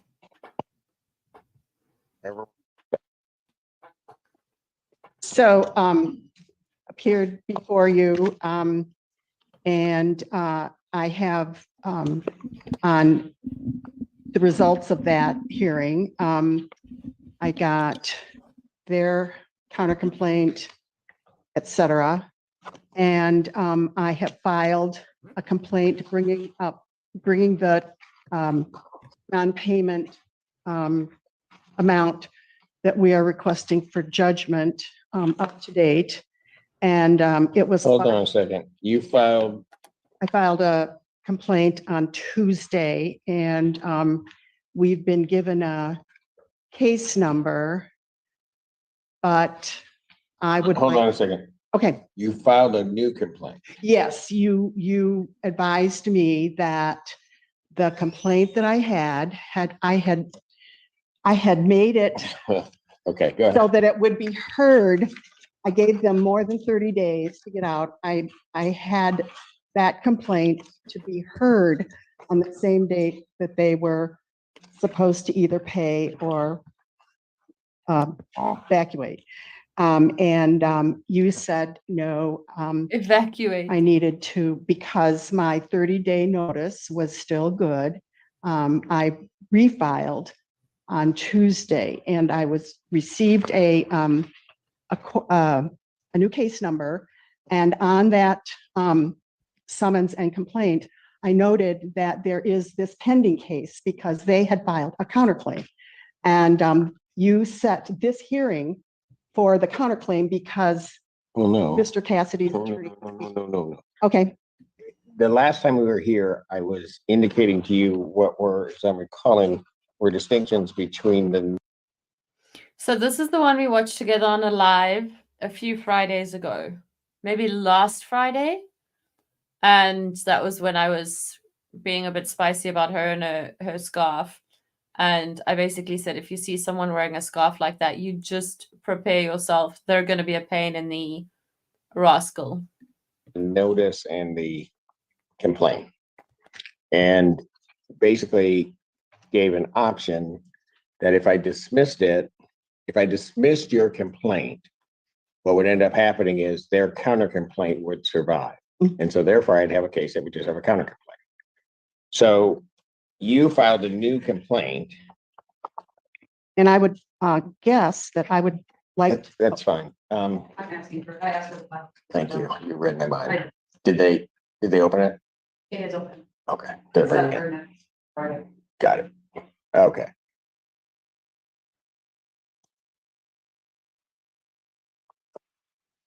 okay, so I guess an order of administrative business, would I request now a motion to join that complaint, or do I need to file a motion to join that complaint with the counter? Well, here's what's gonna happen. I'm gonna hear them all at the same time, whether I have two files or one file. Got it. So you can file a motion for joinder if that's what you wish, but Okay. I don't know that necessarily matters. How much are you claiming Okay. is owing in rent? I would like to, I just make a statement. This case is a simple non-payment of rent case based on the agreement to pay rent and utilities for 102 weeks and follow the simple rules stated clearly in the lease and accepted by the defendants. We want $25,891.07 I in forgot. unpaid rent. Defendants have been in arrears since September 1st of 2023. That's 9 months, and they Okay, have ma'am, paid ma'am, nothing ma'am, since ma'am. December 2023. Counsel, please. Okay, So the first thing, I'm just trying to answer some of the things that are raised that are jurisdictional issues that are raised by the defendants to try to clear the way for that. okay, All right. And so because I don't have the new complaint, I wanted to know what your claim was. okay. And so the dollar amount of The it. dollar amount for you. the rent owing through May 6th is $25,891.07. Okay, so let me stop you there. Okay, You can either elect to proceed to collect 25,000, or you're going to have, this case is going to have to go elsewhere. Which I say won't necessarily make me unhappy. I don't know. I said that. does that terminate the lease, or does that get the lease paid up to now? Because the lease goes for 102 No, no, no, days. no, no. I have jurisdiction to 25,000 on most civil matters. There is some case law that indicates that I can exceed the 25,000 because it's a landlord tenant matter. But I have to have argument on that in any event. Or what you can do is you can elect to limit your claim to 25,000 and it would stay here. Otherwise, this matter has to be transferred to circuit court. Okay, so to keep it here before you, that's the first thing, right? To accept. That I couldn't, you need to understand, I could not issue a judgment or would not issue a judgment. Okay, For an excess of 25,000.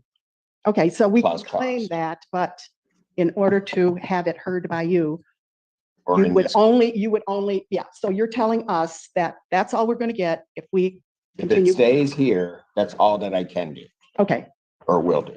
okay. Well, Doesn't mean he.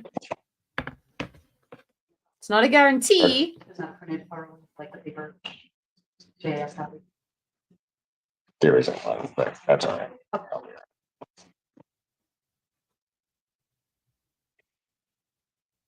can feel my heart rate in my ribs. So weird.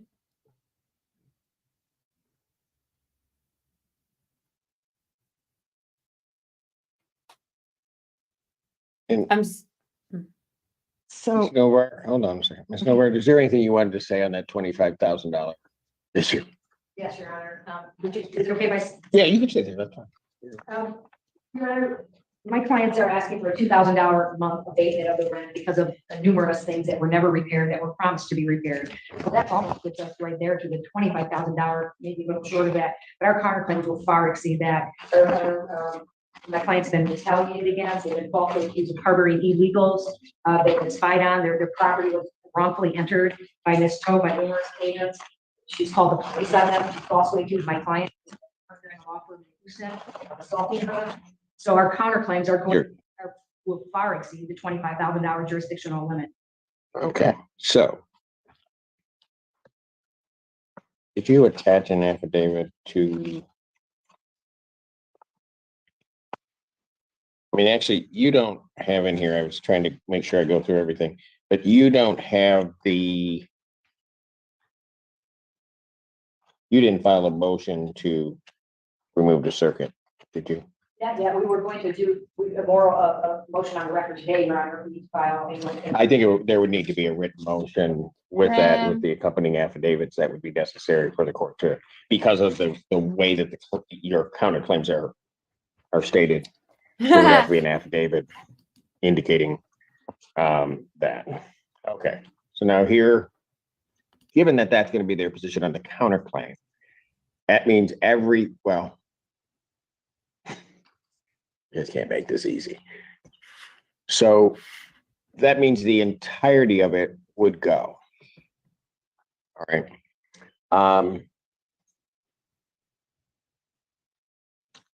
I did have a suggestion. Well, before you do that, I'm Okay. just trying to procedurally think this through. So I'm gonna have to take back what I said, because if it had remained here, I'd just operate with two files and wouldn't care. You would have to file a motion to consolidate this new case with this case. You'll file your motion to remove it so that everything goes.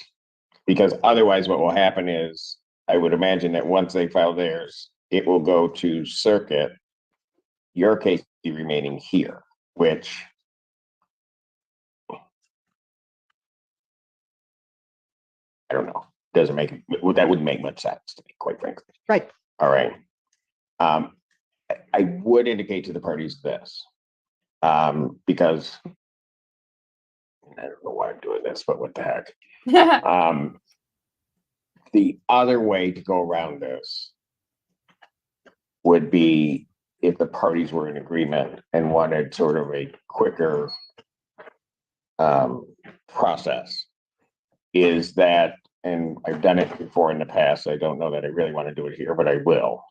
And that is that if both parties would agree, I would then talk to the chief judge of the circuit court, have myself appointed as a circuit court judge for the purposes of this case, and have it resolved here, and I could hear all claims. But both parties would have to agree to that before I would do that. It'd be the same process. It's just that, quite frankly, with landlord tenant cases, I have no offense to my circuit court colleagues, it's what we do here. So. Your Honor, would the circuit court rules apply in a case like that if you were to hear it? So all the rules of discovery and evidence and the timeline. The discovery, everything happens as though it's circuit court. So in district court, there would not normally be discovery until the court says there's discovery. In a case like this one, I would have ordered discovery in any event. But what will happen is that you will have those you'd have the discovery and the like. So I had gone through this. One of the things that I was going to posit is that if they pay the rent that is owing to date, the lease will stand as it is for 102 days and mediate the remaining issues, which are what she is propositioning, that, you know, there's been wrongdoing on the landlord side to the tune of $2,000 a month, and then adjust everything once mediation and case evaluation and all that takes place. Well, I'm certainly not going to speak for Ms. Nober. I'm sure she could speak for herself, but it seems to me that their idea is that they don't know anything, ultimately, right? Or something, but much like. Depending on the time frame, there were certain times, at some point, it became owing nothing because of their late refusal to do anything. Originally, we were going to ask for an abatement because of major things like air conditioning, central air, which was promised was never fixed, the oven stove isn't working properly. So it may end up to several months, we will ask for no rent at all, but for several of the months in abatement. Gotcha. The home has been not without air conditioning and not without heat. Well, hold on, just, Well, I can't. okay, but you're taking into consideration abatement for things I'm not taking I haven't taken into consideration anything. I just sat here, hold on. I just sat here and said that I'm just trying to figure out procedurally how you guys are going to hear the case. I would like to do what you're suggesting. I would like to keep it before you. You know, landlord tenant, you have such experience with it, and that's what this is. This is simply a landlord-tenant case. All right. And Ms. Novak, do you have a position on that? And Can someone please help me with the maths here? So I just want to check that I am understanding correctly. Why did I close my calculator? So they owe 25,000. And it's about 2,000 a month, which is very high for rent, I think. That's a year that they wouldn't have been paying.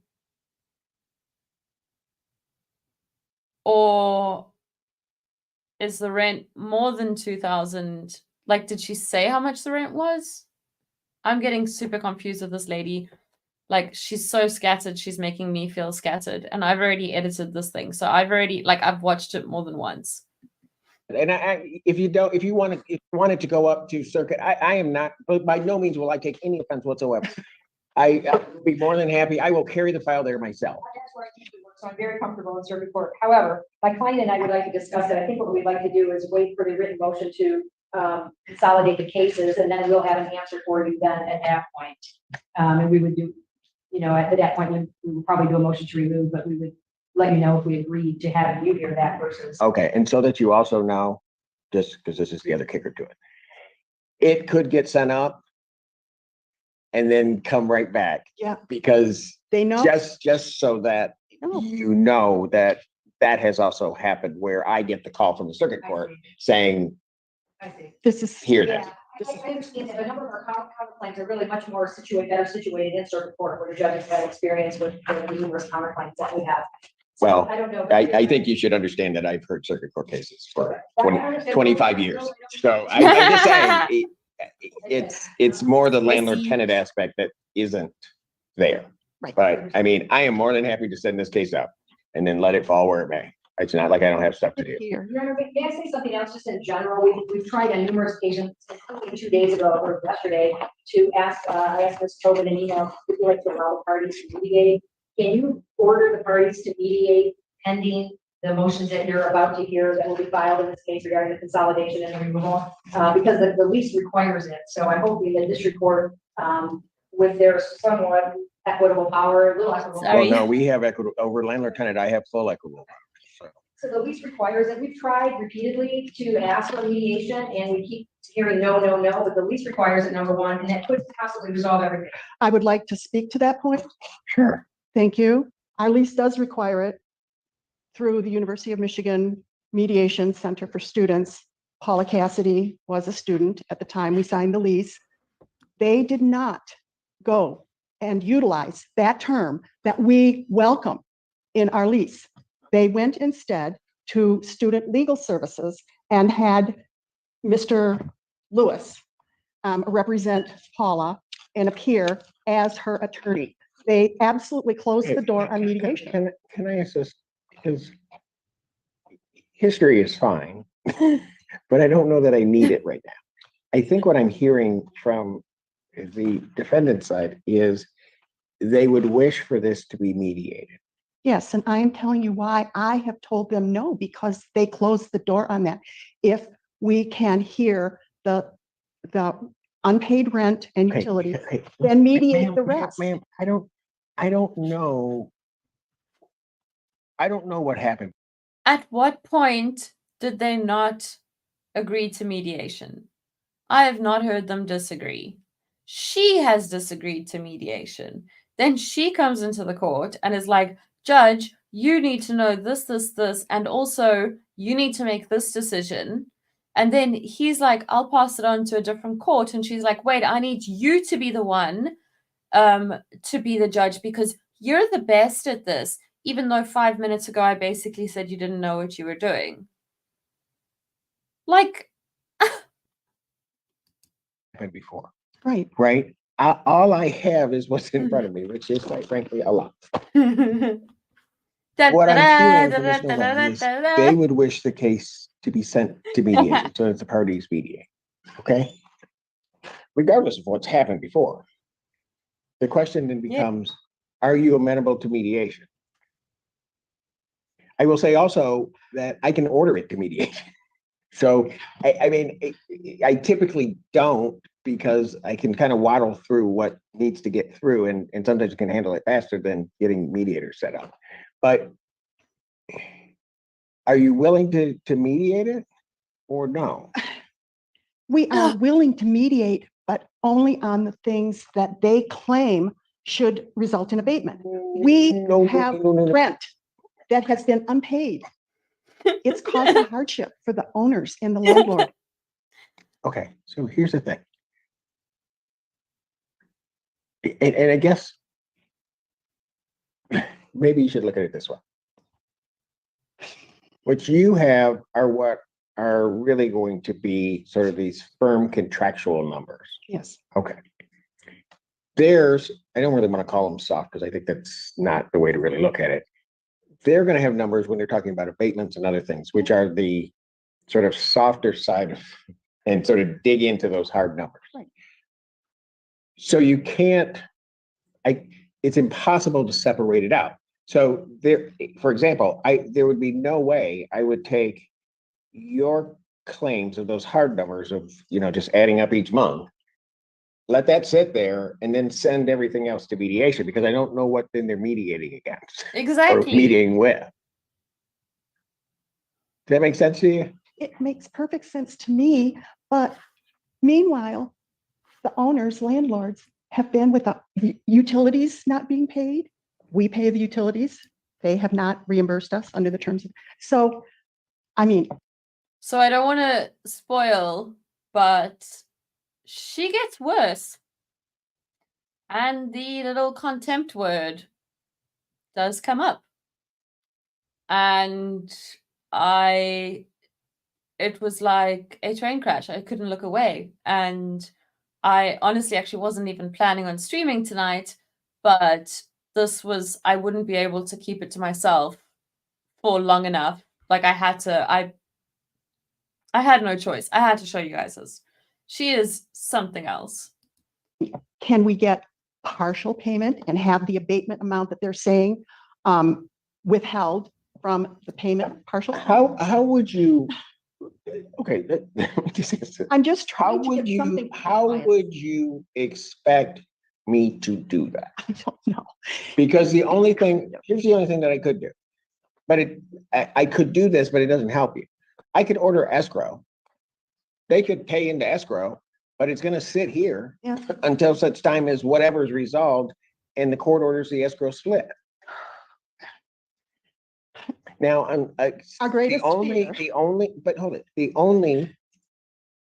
only exception to that I've made over the years is when something's not paid that jeopardizes the property itself.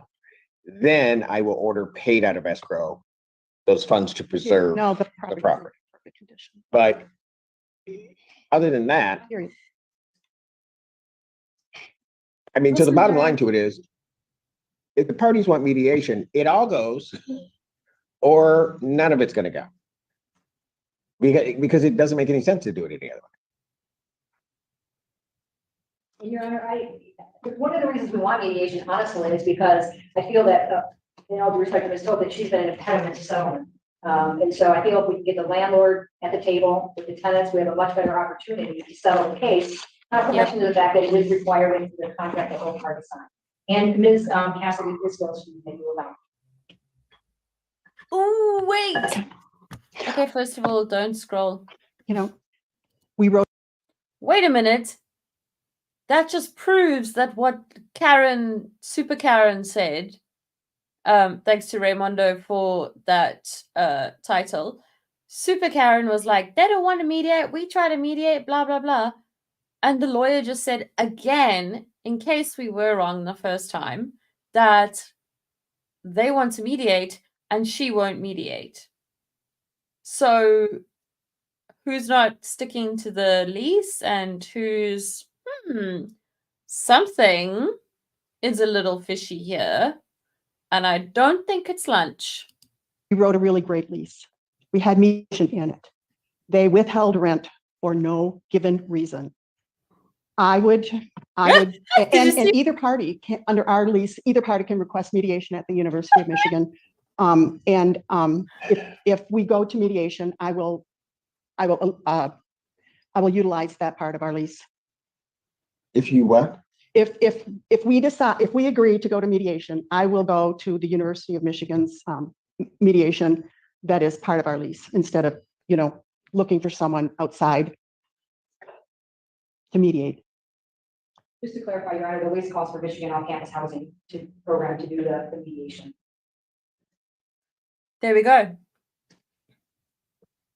Is that who you guys want to do the mediation? I mean, I know a number of good mediators. I'm not paying a mediator. If they're limited to, then that's fine. We would agree to do that. We're required, in fact, to do that. She says, I'm not paying a mediator. It's not your money anyway. What do you want to do? Oh, sorry, what was the question? Well, I'm asking what she wants to do. I think I just said what we would do. I would agree to mediation. I will go to the University of Michigan. I'm not paying a mediator. And you're agreeable to that or believe that you may be bound to that? Yes. So, if that's the case, do we think that the parties can stipulate to an order sending it to mediation? Yes. And then in that order, and so you would send both these cases to mediation. The case at this point, and I like Snovar's idea, the case would stay here. Okay. And I just think in the stipulation to send it to mediation that neither party is waiving any right to remove the case. That issue is not being addressed, but it's being sent to mediation. So then you guys can have that fight later down the road. Could this be folded into a stipulation to consolidate the cases and agree to mediation under the terms that we don't have to have separate motions? Ms. Novar, it really, if she moves to consolidate, are you going to have an objection to the consolidation? No, we're not. Okay, so just why don't you stipulate to that step first before we did our motion to remove? I was under the impression of. Pardon? We needed that step before. No, you're right. But I think if it's going to go this route, if you can make part of the stipulation that you're consolidating these two cases, send it to mediation, doesn't work. Yeah, it just keeps getting worse. It honestly just keeps getting worse. So no, the Super Karen with the pink scarf is this lady's lawyer. Now keep in mind, she said she was a lawyer. She doesn't know what is cooking in the law kitchen. She is their property manager and has now stepped in as legal counsel of sorts. I don't know. And then the people who are showing up here when it's not Judge Simpson here, the young guy is the tenant and the lady next to him is the lawyer. His either wife or mom, I'm not sure, a lady with the same surname, she isn't in the hearings because she is currently going through chemo, and so she's not there. So there's two tenants, the guy and somebody, and then this lady at the bottom who does speak in the next one a little bit, and Super Karen. And Super Karen is like frustratingly invested in this, like to a really weird degree. I'm also just seeing that it says there's 1 hour 34 left, and I sincerely hope that I didn't leave in someone else's hearing or something. Looks like it's all them. Anyway, I'm going to grab some sugary snacks quick, but I am still listening. Doesn't waive your right regarding the claim removal, and then we move from there. But we would like a 30-day limitation if possible, that we need in good faith within 30 days. If provided we What? can get to the Michigan housing. What? I mean, we're going to limit cases Yes. anyway. Hold on. Okay, and what's your objection to what council's proposing? They haven't paid any rent or utilities, and now we're pushing it on down the road, and we're just. I think, hold on. Wait, I can't go now. I'm just expressing my frustration. That's Well, Yeah, and then when I start expressing mine, that's when things get bad. I know. So listen, here's you're going to be the patient. problem. Here's what I heard them say. Okay, so that's interesting. What I heard is almost put it on an expedited track. Yeah, within 30 days, yeah. Right. I get it. I was surprised actually when it was said, because normally for me, if I send it to mediation, I'm not seeing it for a while. And 30 days is maybe too soon. But anyway. I So think do you would have get- do you have a problem with that? I don't. No, I don't. And Thank you for asking. And here He said something, and she went, "What?" Like under her breath almost. Just like rude. And then he said, she said she's just expressing her frustration, and he was like, yeah, well, when I do that, then it becomes a problem. And then again she like flipped the switch. But I'm gonna go get the snacks quick because I can't stop thinking about them. But that was just too good. I needed to be here. My gasp needed to be heard. Why do I have two things going on here? here is the so to do that, and then here is the other part of it. And I don't really like to interfere with anybody's particular position on their cases. I just, let people argue their cases. But man, I'm going to be frank with you because, and then if it stayed here, there's a jury demand, so I think I can say it anyway.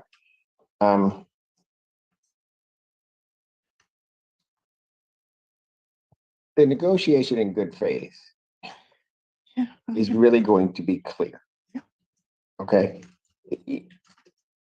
It needs to be done. Now I'm going to let you know that when you came in here the very first time, and I get parties start yelling at each other about whatever, but you immediately were trying to sort of convince me what bad people the Cassidys are. Yeah, you were. I only told you that he physically ma'am, assaulted me. ma'am, Said nothing about the personal. ma'am, I'm going to tell you how the court was taking it then. Maybe I'm all wrong. Physically assaulted. I didn't hear And what that. I'd suggest to you is that as you go to this mediation, that you just take that part out.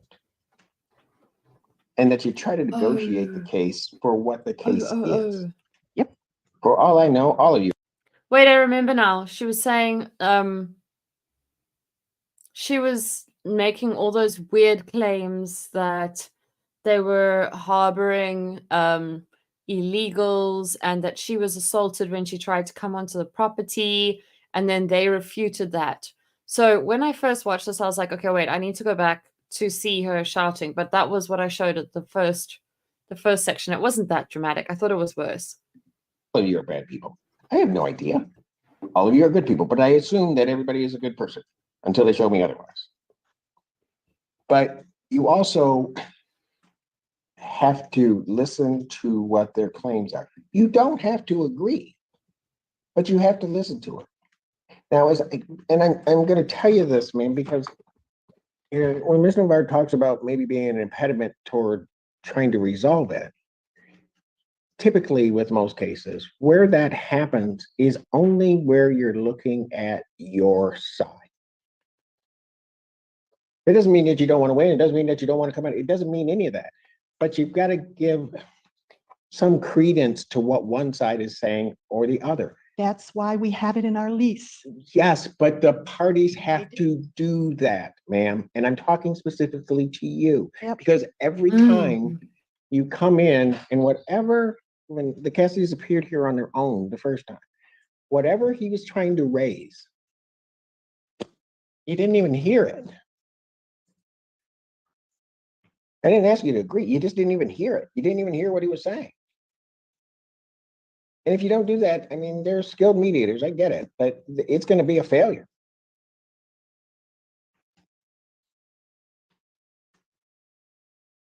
So, I'm going to hope and I'm going to pray that each side is going to do that as you go into mediation, but I don't know. I mean, It's part of our lease, and in good faith, I follow the lease, and I will participate in mediation with everything that is expected of me as a representative of my clients. I know they want that. and I will do it. Mayor, can we also remove the May 31st, the second case, the one that was just filed, except for May 31st, move that from the docket? Yeah, I'm taking it all off. Once I get that order, everything's coming off my docket. Okay, but I will have to give a control date. And so how, and that always can be moved, but how long from the time are you looking to have mediation continue? Or what window do you want to kind of give? I have no idea of what. Their availability is. Yeah, You're right. But we may pull in another attorney for call-up. We may actually pull in a U of M attorney. Got it. That way that may help us. May help get it there. Okay. So this is the kind of main tenant, and this is his legal counsel. And Paula that they're talking about is either his wife or his mom. I haven't figured it out yet. Same surname, and they're going through chemo. That's why they can't be here. I'm not sure why she may need her own counsel. That might be like something legally speaking that needs to be done. But they seem to have, their side seems to be clean from what I've seen and what I've kind of figured out. It's these two that are problematic, which I mean, we already knew, but like, she's not, you know, sometimes a person can be a bit of a Karen because they're frustrated, their side hasn't been heard, and like it's kind of justified in some ways. This is not one of those people that I feel like it's justified at all. I don't agree with her in the slightest. Judge Simpson, kryptonite here. Listen, I don't know how he has so much patience for this woman, because now they're agreeing to mediation. We are, let me just hide your thing quick. 43 minutes. Judge Simpson, and my intro is 30 seconds, I think. So Judge Simpson has sat listening to this woman for 43, let's say 42 minutes. And the first thing that was suggested on the first day was mediation. And what does she do? She's like arguing about mediation and it's in the lease and what. Now we're 43 minutes in and she's like, yeah, we'll do mediation. Just do the freaking mediation. Like, what is wrong with you? I'm hoping we can get it within 30 days. All right, so let's do this. Why don't the parties find out? Let me adjourn this out to the 31st. Either of us are available. On the 31st, okay. I get, if people could think they can get everything done in a week, I'm here on the 24th. I'm here every Friday. We can contact you about housing just in general to see if they can mediate, but Why don't, take a couple weeks to bring you up for that place. right, well, why don't I do this? Why don't I set it for next week? Okay? And then you can come back with, and maybe the parties can exchange the stipulation regarding mediation. See where we are. If we run into a hiccup, then I can try to deal with that. And then at least if the call is made, then at least maybe you can have a framework as to, and then we can sort of guide ourselves that way. I think that might be it. That sounds good. Would you be able to do that appearance by Zoom? I don't see, if we have the paperwork here, I don't see why not. Okay, if you send it to me before then, everybody can appear via Zoom. What time would that be? 3 o'clock. All right, so I'll set you for the 24th at 3 o'clock. Okay, Yes, thank you. thank you. I'm gonna say this is all my opinion, and I'm just laughing because this situation is weird. But I don't think Super Karen does Zoom. I think she probably thinks that someone's listening in on it, or it's somehow compromised, or something. I think both parties are gob-ishes, but that is why judges are needed. I don't know about the others. I don't. So your mind might change in this hearing that's coming up now, but they sound pretty level-headed. And SUPERKAREN just has done herself no favors. Her credibility is shot for me. I don't believe a word she says, because just in these 45 minutes that we've been watching, she has like changed what she says she said a million times, and we're watching it as it happens, you know? Like, I think we would have realized if all she wanted was mediation, it wouldn't have taken this long. Also, this scarf is actually my clan tartan. Got it in Scotland.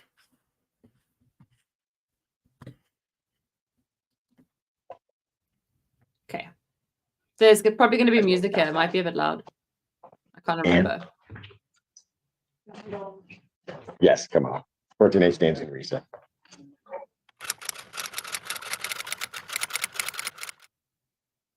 Okay, people versus Alec Jerome.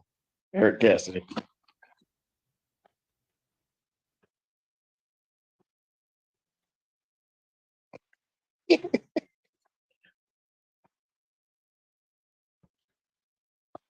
Hi, Alan. That's the bailiff. We love him. He pretty.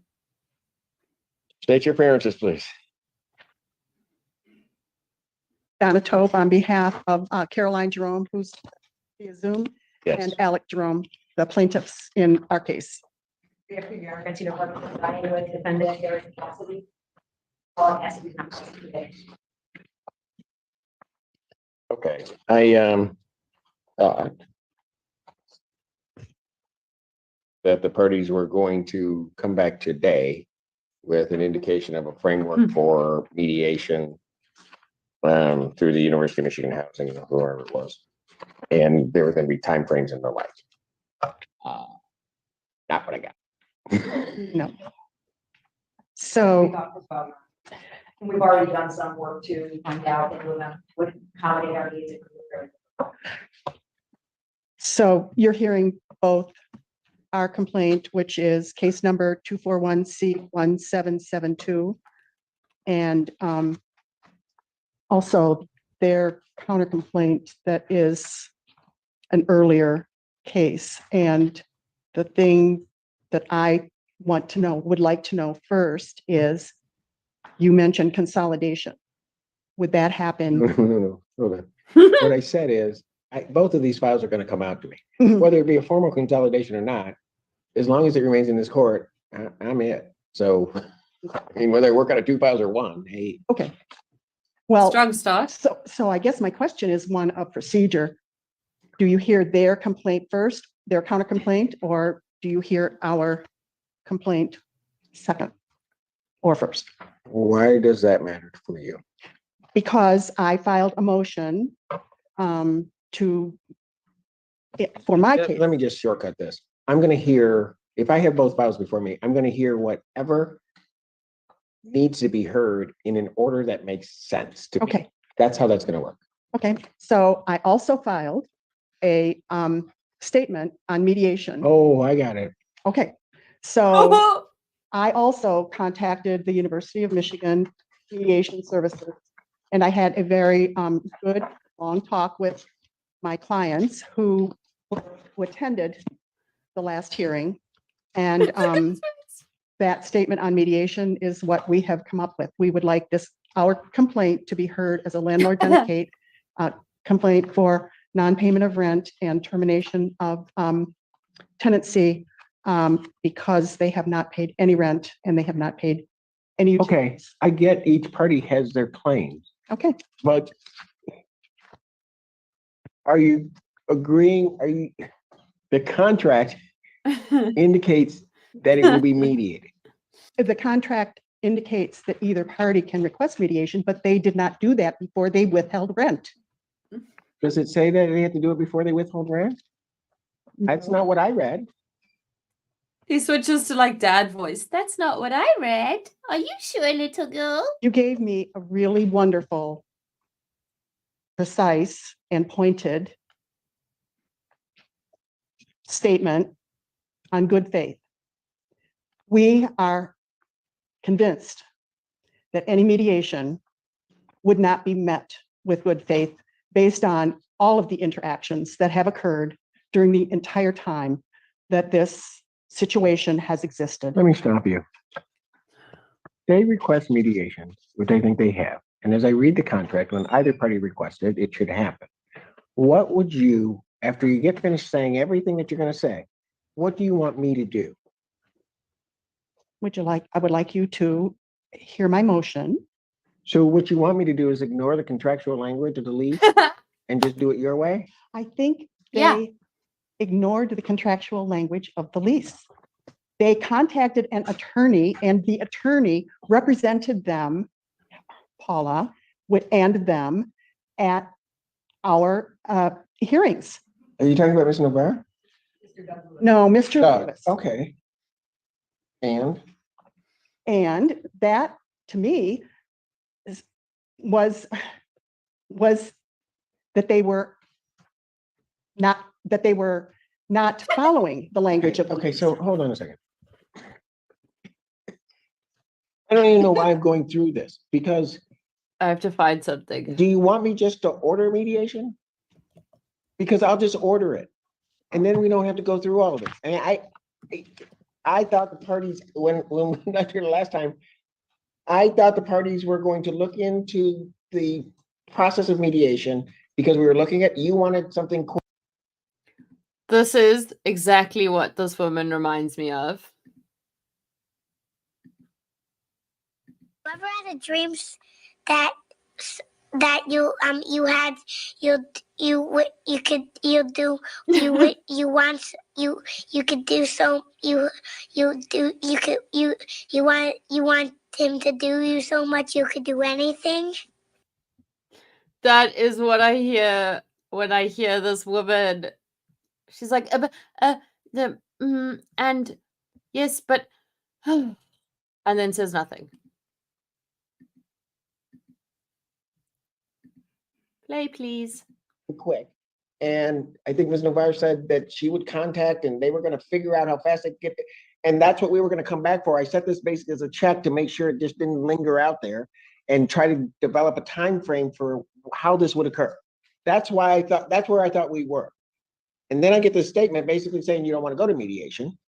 And that doesn't make any sense to me because the contract says that. I think both parties agreed that. Well, I think they voided that part of the contract when they went to an attorney. My goodness. How, when they went to an attorney? They got an attorney. They did not go to mediation. They did not request mediation. I did not request mediation. Either party could request mediation. They did not request it. They hired an attorney and bypassed it. So yes, if you order mediation, we will definitely comply. Well, We here's will what's going to comply really happen. with Here's what's really going to happen. If I order mediation, I'll order mediation. Otherwise, what's going to ultimately end up happening once everything's in place, you're going to be in mediation with me, which is just mediation with a hammer. So it's going to happen one way or another. But I guess my issue was I thought that's where we were. Yes, me too. And that's now not where you guys are. Well, we haven't really consulted. No, I know that when I said you guys, I was not including you. I was not including that side of the room. I'm sorry. Why don't you want to go to mediation? We have serious reservations about all of the things that have been said to you during the beginning of this. Okay, everybody has said all kinds of things. That we're going to be met with good faith. We have serious doubts about that. Then why do you want to keep it in his court? You have serious doubts about that? Dave, I'm sure Harris will have serious doubts about that. I gave my admonishment, thinking to both parties, but also. So let's get this right. Oh no, my signal just dropped. I hope you can still see and hear me. I might just switch over to a hotspot. Okay, it's sorted. So let's get this straight. She is worried about all the bad things they've allegedly told Judge Simpson about her and her client, whatever you want to call her. So she doesn't want to go to mediation for that reason. Instead, she'd rather stay with Judge Simpson because she's worried about all the bad things that they've said to Judge Simpson. Like, I actually think that she must be one of those people who genuinely believes what she's saying, even when it makes zero sense to the rest of us. I think she genuinely believes this. Girl is delulu. Also, based upon what I had already seen here, I gave my admonishment that all the parties should be acting in good faith. Plain and simple. And I did tell you that that clause is written in our lease because before anybody goes to an attorney, if there are issues, both parties. Does it say that? It does say that in the lease. Says before what? Before the issues are under litigation. It says. Okay. The fact that somebody goes to an attorney doesn't mean it's in litigation. Oh yeah, because he appeared at the hearing on my summons and complaint. So that and we were then sent to you. The lease says, and it's 37. Okay. Be that as it may, if she's acting as a litigant, then how did they not also break the lease? It doesn't make sense. 7 or 34. No. It says a mediator can't, if communication between tenants and landlord breaks down. There was no communication. He told me the night before rent was due, he was withholding rent, and he withheld rent. Self-soothing. And before, if communication between tenants and landlord break down, a mediator can assist the parties in voluntarily reaching a mutually acceptable settlement of the issues in dispute. There were no issues in dispute. We had no knowledge of why he was withholding rent. He just said, we're withholding rent. And he said his wife had retained an attorney. What is your reluctance to go to mediation? Oh my gosh, because they have withheld all of the rent.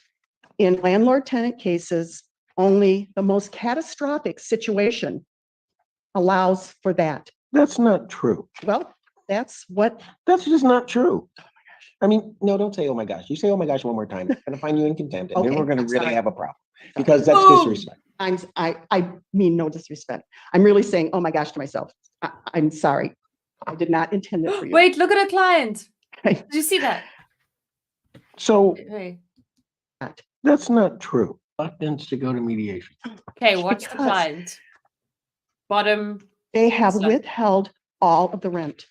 In landlord-tenant cases, only the most catastrophic situation allows for that. That's not true. Well, that's just not true. Oh my gosh. I mean, no, don't say, oh my gosh. You say, oh my gosh, one more time. I'm going to find you in contempt, and then we're going to really have a problem because that's disrespect. I mean no disrespect. I'm really saying, oh my gosh, to myself.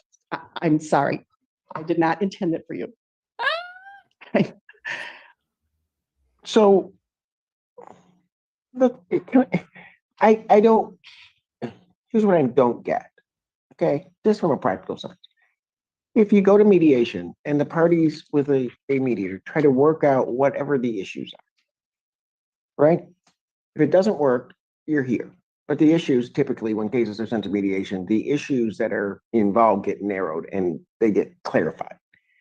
And that's where then, when it comes back to the court kind of enters into it, and it's much clearer of what you're dealing with. So there's some benefit to it, or can be some benefit. If you're looking for some expedited process, I don't think that's going to happen. I'm looking at this file. It's not going to move. The period of mediation is not going to make this file move any faster here. If that's what you're looking for. No, we're not. What we're looking for is some kind of financial certainty that you had mentioned escrow, and my motion is to escrow the amount in arrearage. I know you said that you are capped for $25,000 in landlord-tenant cases, but I'm wondering if the arrearage is more than $25,000. Well, Are you able to? If you're estimate talking that about- amount? I'm not going to even answer that question. I mean, I'm not capped at the $25,000 limitation is really on the money judgment. On the possessory judgment, it could be whatever number. But in terms of a money judgment, that's where the limitation goes in. Okay, well, I don't know the fine points, and so I was asking if we, in our motion, we ask that the arrearages be escrowed, and if that happens, we would Okay, so first of all, participate in mediation. no. I don't know how you think. I don't know what you're negotiating against. I mean, I just don't. You're Herself. negotiating saying, well, they got to do X before we're going to do Y. Well, if it's held in escrow pending the pendency of the case, and we go through mediation and we come to some kind of an agreement, then what was escrowed would pay whatever we come up with in mediation, which could be something less, and they would get the rest. But how do we just keep adding the arrearages on? This was, 20, close to 30, about over $32,000 of unpaid utilities. How can unpaid utilities be mediated? How did they get there? No, they use them. They lived in the house. They've enjoyed the heat. They've enjoyed the electricity. You're asking me a hypothetical. I can't answer that. Well, I get, yeah. Hey, there's no way for me to answer that. Certain things can be mediated. Certain things I think that maybe shouldn't or can't be mediated. They happen to be mediated and have success. I mean, I don't know. And so we go into June 1st is coming up. How much is They monthly pay rent nothing. a month? Yeah. How much? Well, ma'am, first of all, I missed it. so I couldn't hear. when you certain things I think that maybe shouldn't or can't be mediated, they happen to be mediated and have success. I mean, I don't know. And so we go into June 1st is coming up. How much is monthly They rent pay nothing. a month? Yeah. 2,000.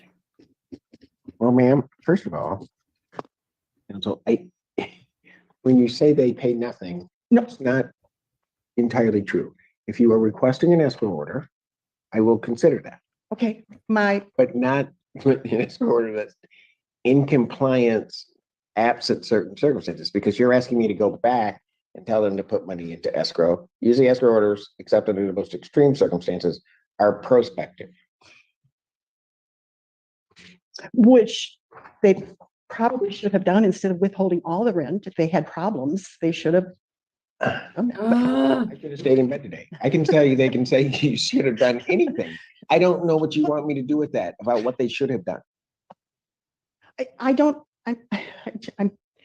Your Honor, I'm thinking out loud, and you have been very good. You have been very patient and with your comments that all contain a nugget of information for me when you are telling me that I'm not making any sense and that this isn't, I thought we had it all set. So that's getting across?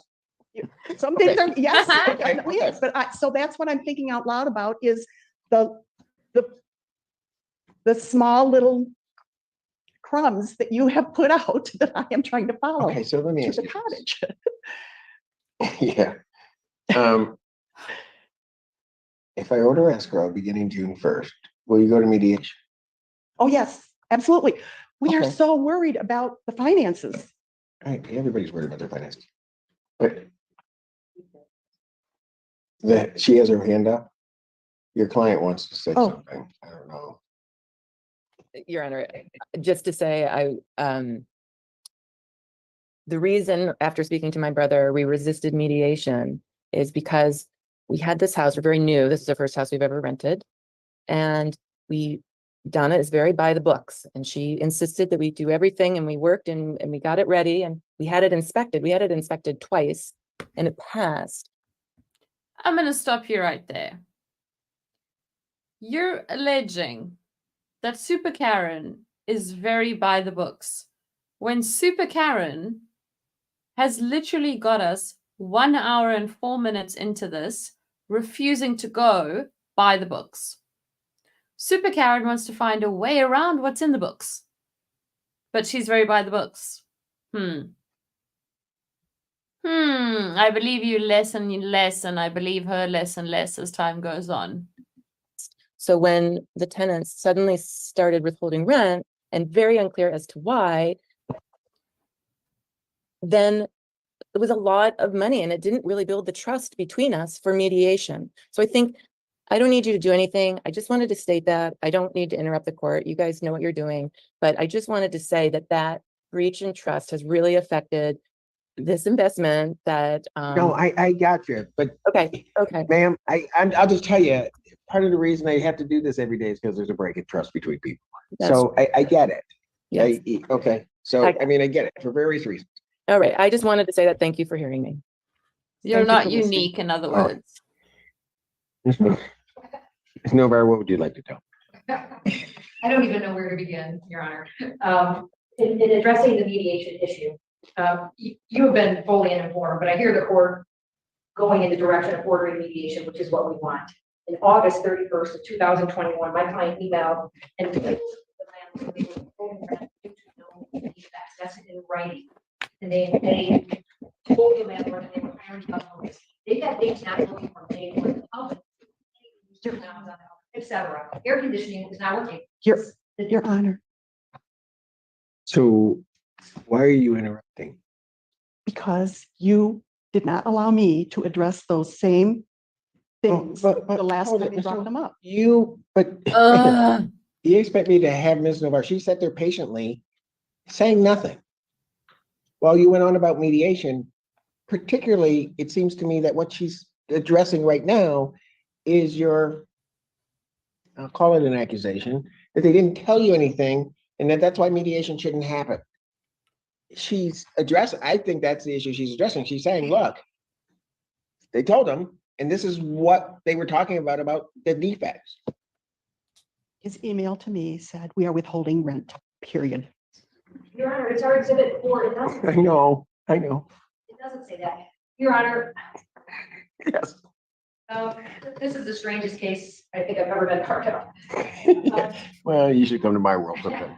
But go ahead. The point of the matter is that our clients withheld rent. They told them why they were withholding rent. Those still issued, and then they paid it in December. They had a family a very tragic event occurring with his wife, one of the tenants. So they had to go to Houston for treatment and surgery. And so they just said, we're going to pay it. Let's hope when we get back, these things are taken care of. When they got back, not only were the things not taken care of, but now we have a mice infestation. They refused to do anything about the mice infestation. They called Terminex themselves. So they've in good faith. They paid their rent, hoping that they would see change, and they have not seen change. We're still dealing with the same issues they've been dealing since June of 2023. I think it's not number one, and number two, I think it's unreasonable to ask for back rent for the reasons the court. Not only that, the court rule doesn't allow it. 4.201 I2 says it should be escrow, future escrow. And just so that we don't have to worry about that, the only time that I ordered that, that's why I said it to extreme circumstances, I use what equitable powers this court does have over these cases to order that held. I don't see that here at this point. So then at this point, I guess we're asking the court, and we have an order proposed pursuant to the lease. We're asking the court to order that the parties mediate. We have found out from University of Michigan, they call their program now. They're happy to mediate, and they can do so. Very quick order within a week or two. I think we could probably get into them. Within a week, really? If we asked for mediation way back in September, and then we asked me again in writing and asked for mediation on January 27th, I believe it was. So we've numerous times have asked. I think their position is once they hire an attorney, they don't want it. Which is ridiculous, and the lease doesn't say that.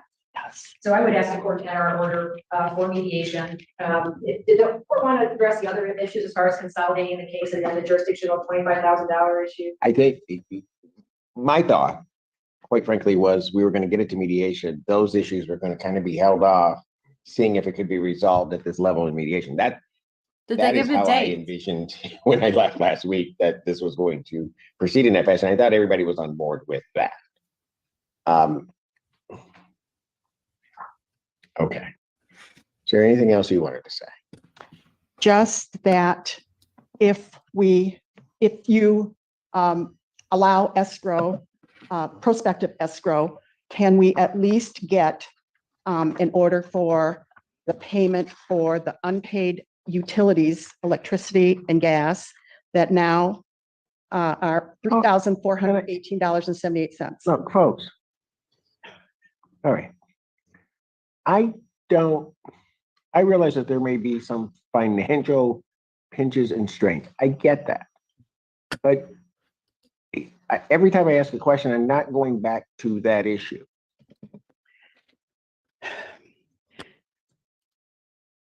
And a Just real not. one. So, because remember, she is acting as the litigator of sorts for her client, who I feel like I think they're friends or something. Like, she's way too invested in this whole situation. She's taking it way too personally. Like, something's weird there. So here's the numbers I've got. And I don't know if anyone caught, if they said, I know they said they were going to mediate in Jan, but I was busy trying to calculate this. I've literally got a little notebook with my court notes. Can't really see it that well. But this is what I've got so far. So their utilities are about $3,400. The problem started in seemingly about August 2021. Okay. They owed $25,000 in rent and they paid $2,000 a month, excluding utilities. In June 2023 is when this whole process, when the ball started rolling with the money being a problem, with them potentially withholding rent, etc., which kind of works out because we had 12 and a half months rent to get to 25,000. Then, according to the tenant, I couldn't hear all of it because when Judge Simpson was scratching on the page, even if I had boosted the audio, it would boost his, not hers, because that's how it was picking up. Sorry. That yawn just snuck up on me. So, according to the tenant, the aircon isn't working, which I don't know if that's like a big thing in Michigan. I don't know the weather very well. The oven isn't working. And then after his wife got really ill and had to go for surgery somewhere else, they came back to a mice infestation. Wakey, wakey, Vicky Mac. Sorry, I don't know what is happening. It's not even like that late. It's 9:10. Okay, so that part I'm a little on the fence with the tenants. If we go away, but we are the current tenants here. So like when we went to Edinburgh, for example, it is solely our responsibility to maintain the house while we're away. So like we have someone stay here so that it's not left unattended. But I can't stop yawning. I'm sorry. We're nearly at the end, so I don't want to cut it now. I want to finish this. They paid for that mice infestation thing to be cleared. So that, in theory, takes off a little bit of what they owe, which is 20...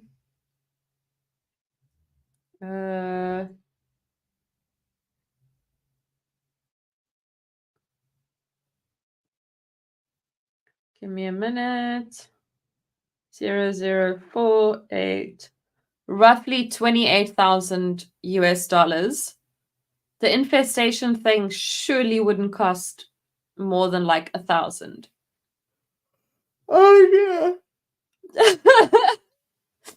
I don't think I slept very well, but I honestly don't feel like it's sleep time. Maybe it's just like lack of fresh air in here. I'm going to push play and I'm going to open the window a bit. Mediation is going to include the rent, the utilities. It's going to include all issues. And the court costs. It's going to include all issues. I hope she's not paying for you to be there in court. Hey, will you formally, do I prepare an order for you to sign about prospective escrowing? Oh, it's just called escrowing, but can I see, have you seen the order prepared by Ms. November? No. My client said to me, bring it for court. So Pardon? this is just the order for mediation. Yes. This is just the order granting mediation. So, I mean, we will sign this. We also, No, okay, you need to understand something. okay, Well, I don't, I don't know what other courts do entirely, but if I'm gonna order something, I'm gonna order something and I'm gonna order something else, but I'm not doing this, we will agree to this if. we just need a little certainty Certainty of what? somewhere down the road. These people who have been underwriting their residents for. Look, I have no reason, and that's what I'm talking about. I have no reason to believe that one party isn't gonna do what they're supposed to do or that another party isn't gonna. I don't have any basis for that. And I Exactly. think I was indicating that to the parties the last time. I'm going to assume that people will act in good faith. It's really as simple as that. And so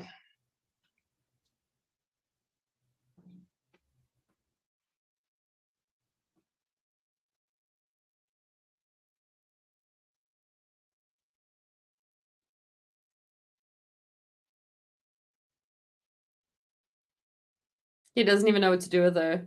He's like, you're here's the other thing too that I'm much. going to order. So hopefully we can make us more problem. I'm inclined to sign this order for mediation. All right. Do either of the parties have a time frame they believe for the length of mediation and timing? And what I mean by that is usually when we're sending, this is going to be unusual, certainly. When we send cases off of the summary proceedings docket, I indicate that mediation should conclude in 45 days. The parties can then, of course, come to me and say, well, we're close to doing whatever. So can we continue? And then I will make a decision as to whether or not it moves. So that's typically how it works. And so I guess, do either party have a suggestion as to how long the mediation process should last? I also talked with them, the University of Michigan. It's not on, what is it called? On site, on campus? Off-campus housing program, which is what's contained in the list, which is here. It may have some new name, Right. as long as it's whatever. And I was told that, yes, we would be able to be heard within a week or 10 days. I would guess that if we set 3 weeks from today, and then if mediation is going well and we need more time, we can come back and ask for that. Or come in and present the result of mediation. All right, here's what I'm going to do. Parties, I'm going to sign this. We're going to do two things. I'm going to sign the order for mediation. The parties are to cooperate in mediation. I'm going to add one thing to this order, and that is that mediation to conclude. Sorry. And I'm going to put June 21st, 2024. Okay. Unless otherwise ordered by the court.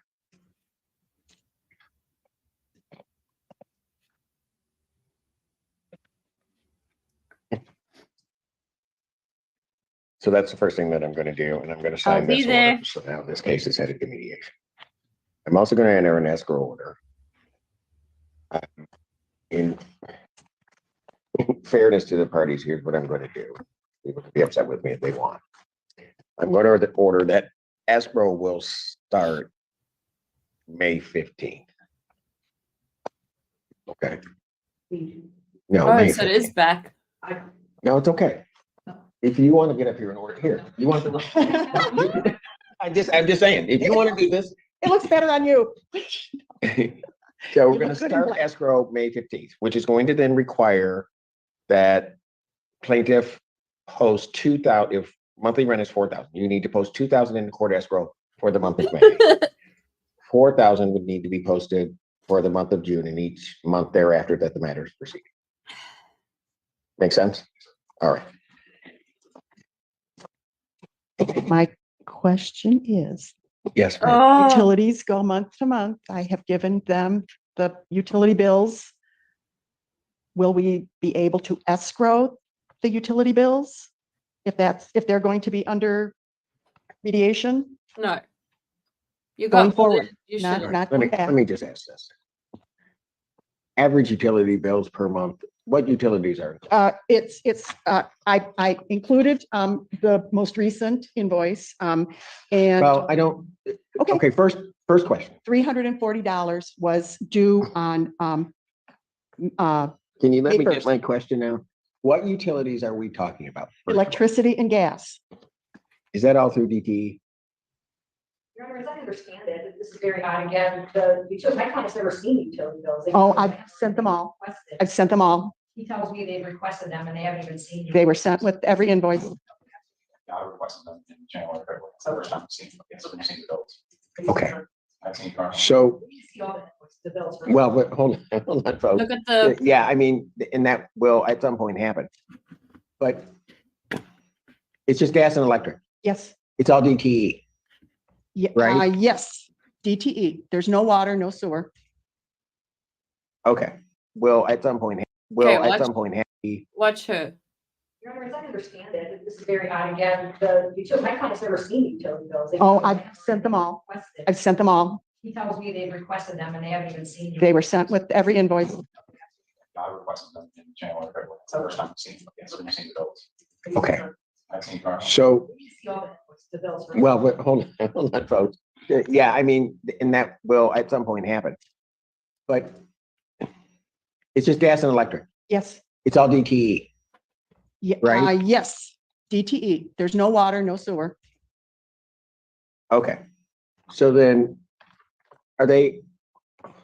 who's paying the water? We, in the lease, That the landlord's paying the water? we keep them in our name so there's no transfer fee and to ensure that there's no shut-offs for whatever reason.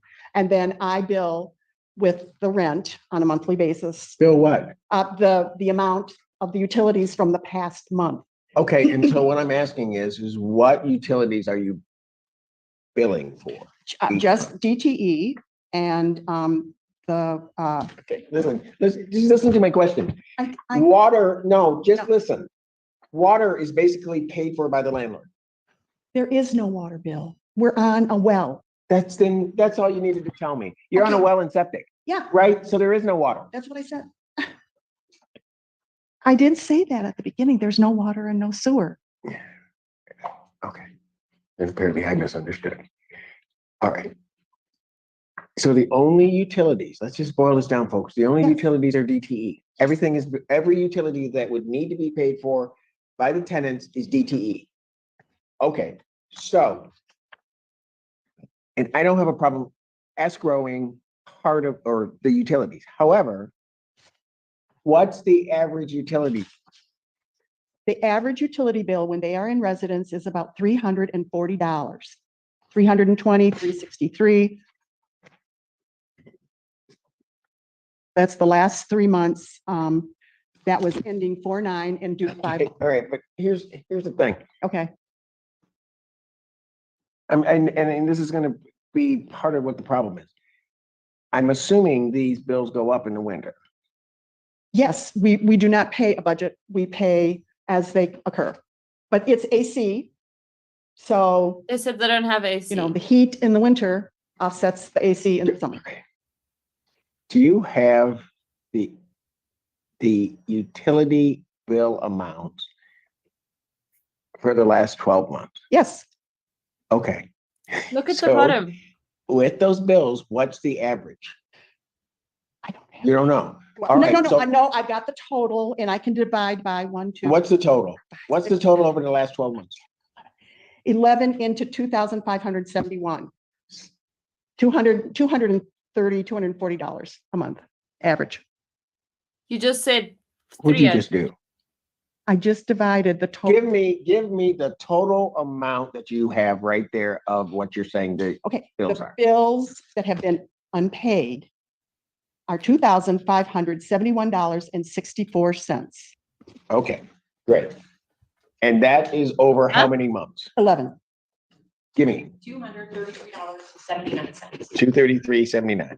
That's Okay. 100 less per month. We dispute that. They paid some of them. I don't dispute that number. I would also remind the court, Well- landlord gets $7,000 in security deposit. No, I know, but I'm not even to that. They're not out, so I can't deal with that at this point. Well, hold on. I'll get to that in a minute.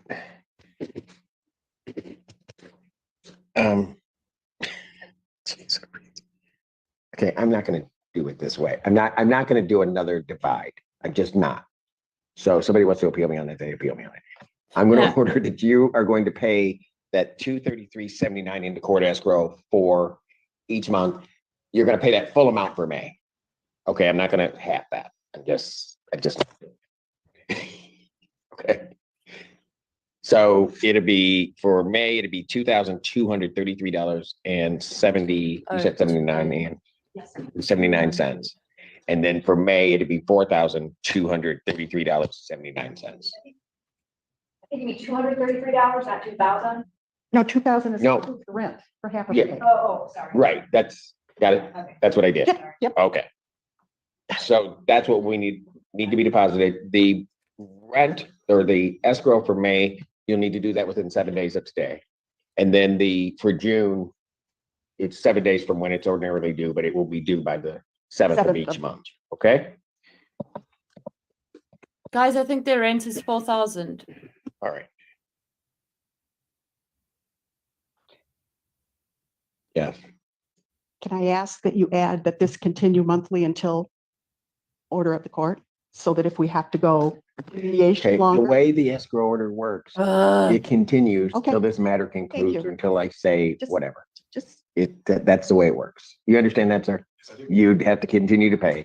If we're here in 2027, you No. still gotta pay it. Okay, Please, no.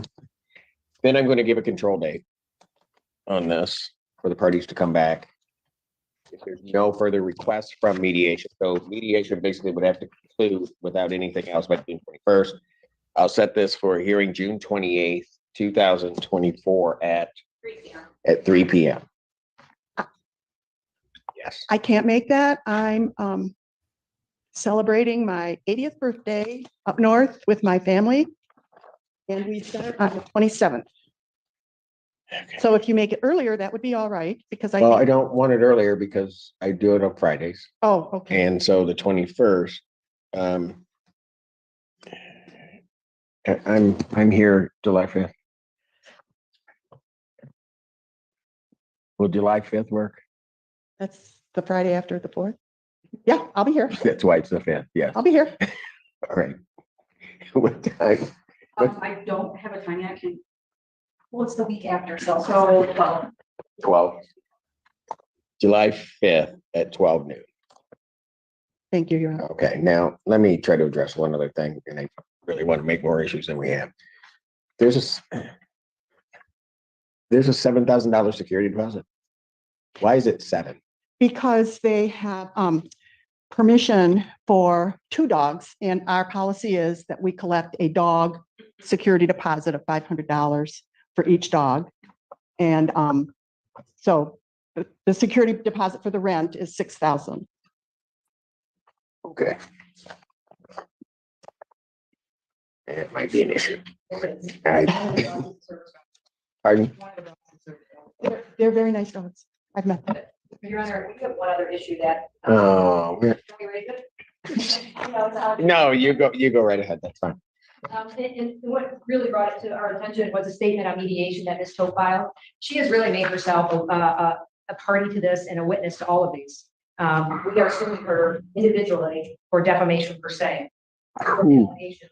We're suing Ms. Toke. She's made police reports, false police reports against my client. And I'm seeing a possible conflict of interest pursuant to attorney ethics that will require her to not represent the Jeromes moving forward because she is a witness and also be personally sued. And so I don't know if the court wants that issue before us at this time, but it's an issue that I was alerted to this morning as I was reviewing the pleadings. Ooh.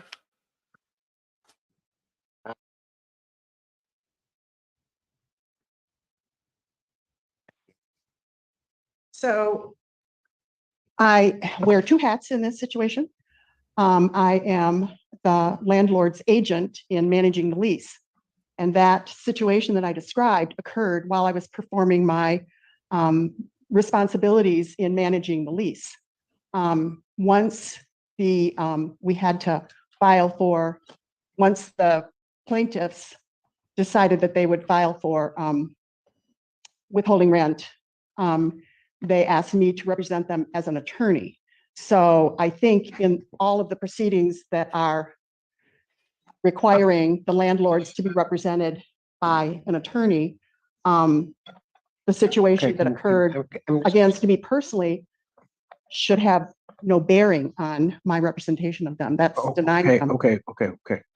So the short answer, Ms. Nover, to your question is, I would like that. I won't address that today, but that would have to be raised by a written motion before the court, giving an ample opportunity for Stowe to respond. Counsel, I would, and why I think it would be best that it is in writing. And I'll just say this, and I don't have the answer to it, but I think what Ms. Novar in part is indicating, you both may be talking about the same thing in a lot of ways, because if you're acting in one capacity at one point and something occurs, and then litigation ensues,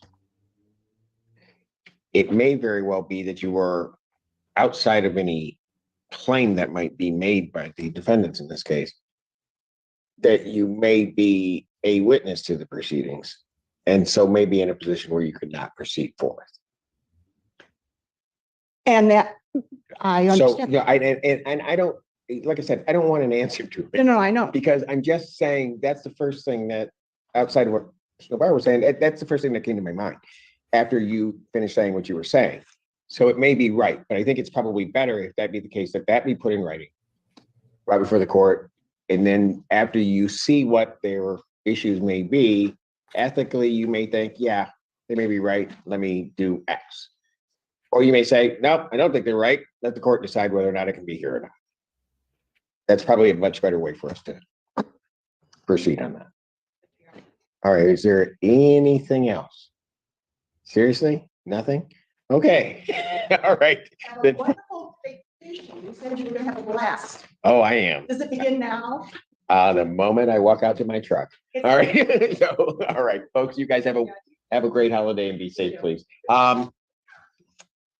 Navarro, could you prepare an escrow order for the court signature? To the court, thank you. How would I send that? Email it? Yeah, you can actually email that right to Ms. Whiteley. All right. And it will get to me. Thank you.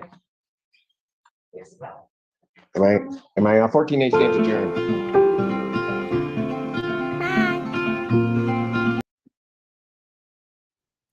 Okay. So I just paused on comments for a second there because I felt like I was interrupting a lot. Imagine having a kids in your class as a teacher. Oh my gosh, like actual torture. Like that, I honestly cannot. My phone just fell. I can't imagine having to deal with her like on a daily basis. I think I would lose my mind. Cannot. I read that one. You're making me yawn every time too. I'm sorry. At least it's like stop now that the window is open, got some fresh air in here, but now I'm thinking about it. I feel like I'm going to yawn again. SUPERKAREN 2, just when Judge Simpson thought he was safe. That's probably about the plaintiff. She does seem like a bit of a SUPERKAREN 2.0, like ugh, picking up donuts because of you. Sorry. We are so short of treats in this house. Like, I need to get some chocolate stuff ASAP. I remember these ladies. Hey, Brandy, you're a bit late to the stream. Not your fault, more just like time zones. But if you go back to the first time that if you go back in this video, like just after the police chase, it's the first time that SUPERKAREN with her scarf like that, the first time she was in court, we actually watched that one as well. We just didn't know that it was the same person initially. There is only one like button. There should be more like buttons for the stream. Thank you. That's very kind. I think like what helps the most for the old algo is the comments. So don't feel bad about spamming. Obviously, like don't spam, but if you send a bunch of comments, I don't mind, because that's kind of what YouTube sees as a well-performing stream. And when people are actively engaging, when there's like a lot of comments coming in one after the other, then it puts it on the browse page. And that is kind of where you start bringing people in that haven't been to your channel before. And the last update, YouTube was going to be putting every 1 in 6 videos that you see on your browse feed will be a small up and coming channel. So, oh my gosh, I feel like I just got off a plane, like the ear pressure. So that really helps getting onto the browse page. So please don't feel bad if you say a bajillion comments. If they're related and they're not offensive and they don't upset anybody, I don't mind at all. Yeah. I like to spam hearts. I hate that RA's channel votes no floaty heart. I don't even see the floaty heart. Were you doing it in the stream? I don't see it on StreamYard, unfortunately. I think I'm probably going to post the like no commentary version of this on Monday, just to give the stream a little bit of time to do its thing. But I did put it together without me saying anything. It's literally just from beginning to end. I think there's like my intro and then the dates. And what was the other thing that I wanted to tell you? Man. Oh, tomorrow night is ADHD podcast, not court watching. I also have a vlog, the Zurich, first day of Zurich vlog that's ready, but I don't know when I'm going to post it. So I know I mentioned in the lives that that when I was doing the lives there, that it was coming soon, and it is ready. I literally just have to click schedule or post. Rude, but I come in and press the heart at least 3 times before I comment. Oh my gosh. So I've now got 2 screens because I can see Judge Simpson here, and I've kind of like improved the setup, but I feel like at some stage I'm going to need to level up to like 3 screens, like honestly. Okay, all of you saying you feel like you are spamming and being annoying. No. As long as you're not offensive, it's fine. Don't worry. I'll tell you if you're being annoying, to be honest. I mean, Raimundo, I already like you accidentally put a question mark instead of no question mark, and I called you out. So, I'll tell you. I guess it's the beauty of being in the media for years and then also being a journalist and then also having ADHD. Like, I don't have a filter. Yeah, I don't know why I don't see the hearts on StreamYard. That's so disappointing.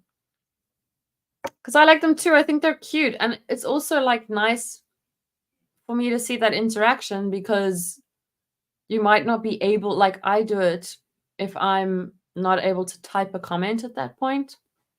Just to be like, yeah, good job, whatever. Anyway, I need to have dinner and get ready for bed. Because I just spent like 40 minutes yawning through like one of the most entertaining court days I've watched. So I will see you guys tomorrow at about the same time as this stream started, half an hour early actually. And yeah, I do think that if you missed the first two parts of this court thing that we just watched now, I would go back. I'm probably going to go back again because I don't quite remember what she said about them. Sorry, now I've got hiccups. This is going very well. I don't remember the whole assault thing that she alleged. I need to go and see what the situation is there. But yeah, I actually made a little outro, then I forgot to upload it. So I'm just going to have to say goodbye normal. Brandy, I'll see you tomorrow on StreamYard. If you hop in and I don't see you, just send a comment in the chat because there's like a private chat thing and there's like a green room. And I'm still a little, I don't know my way around enough to remember to check these things.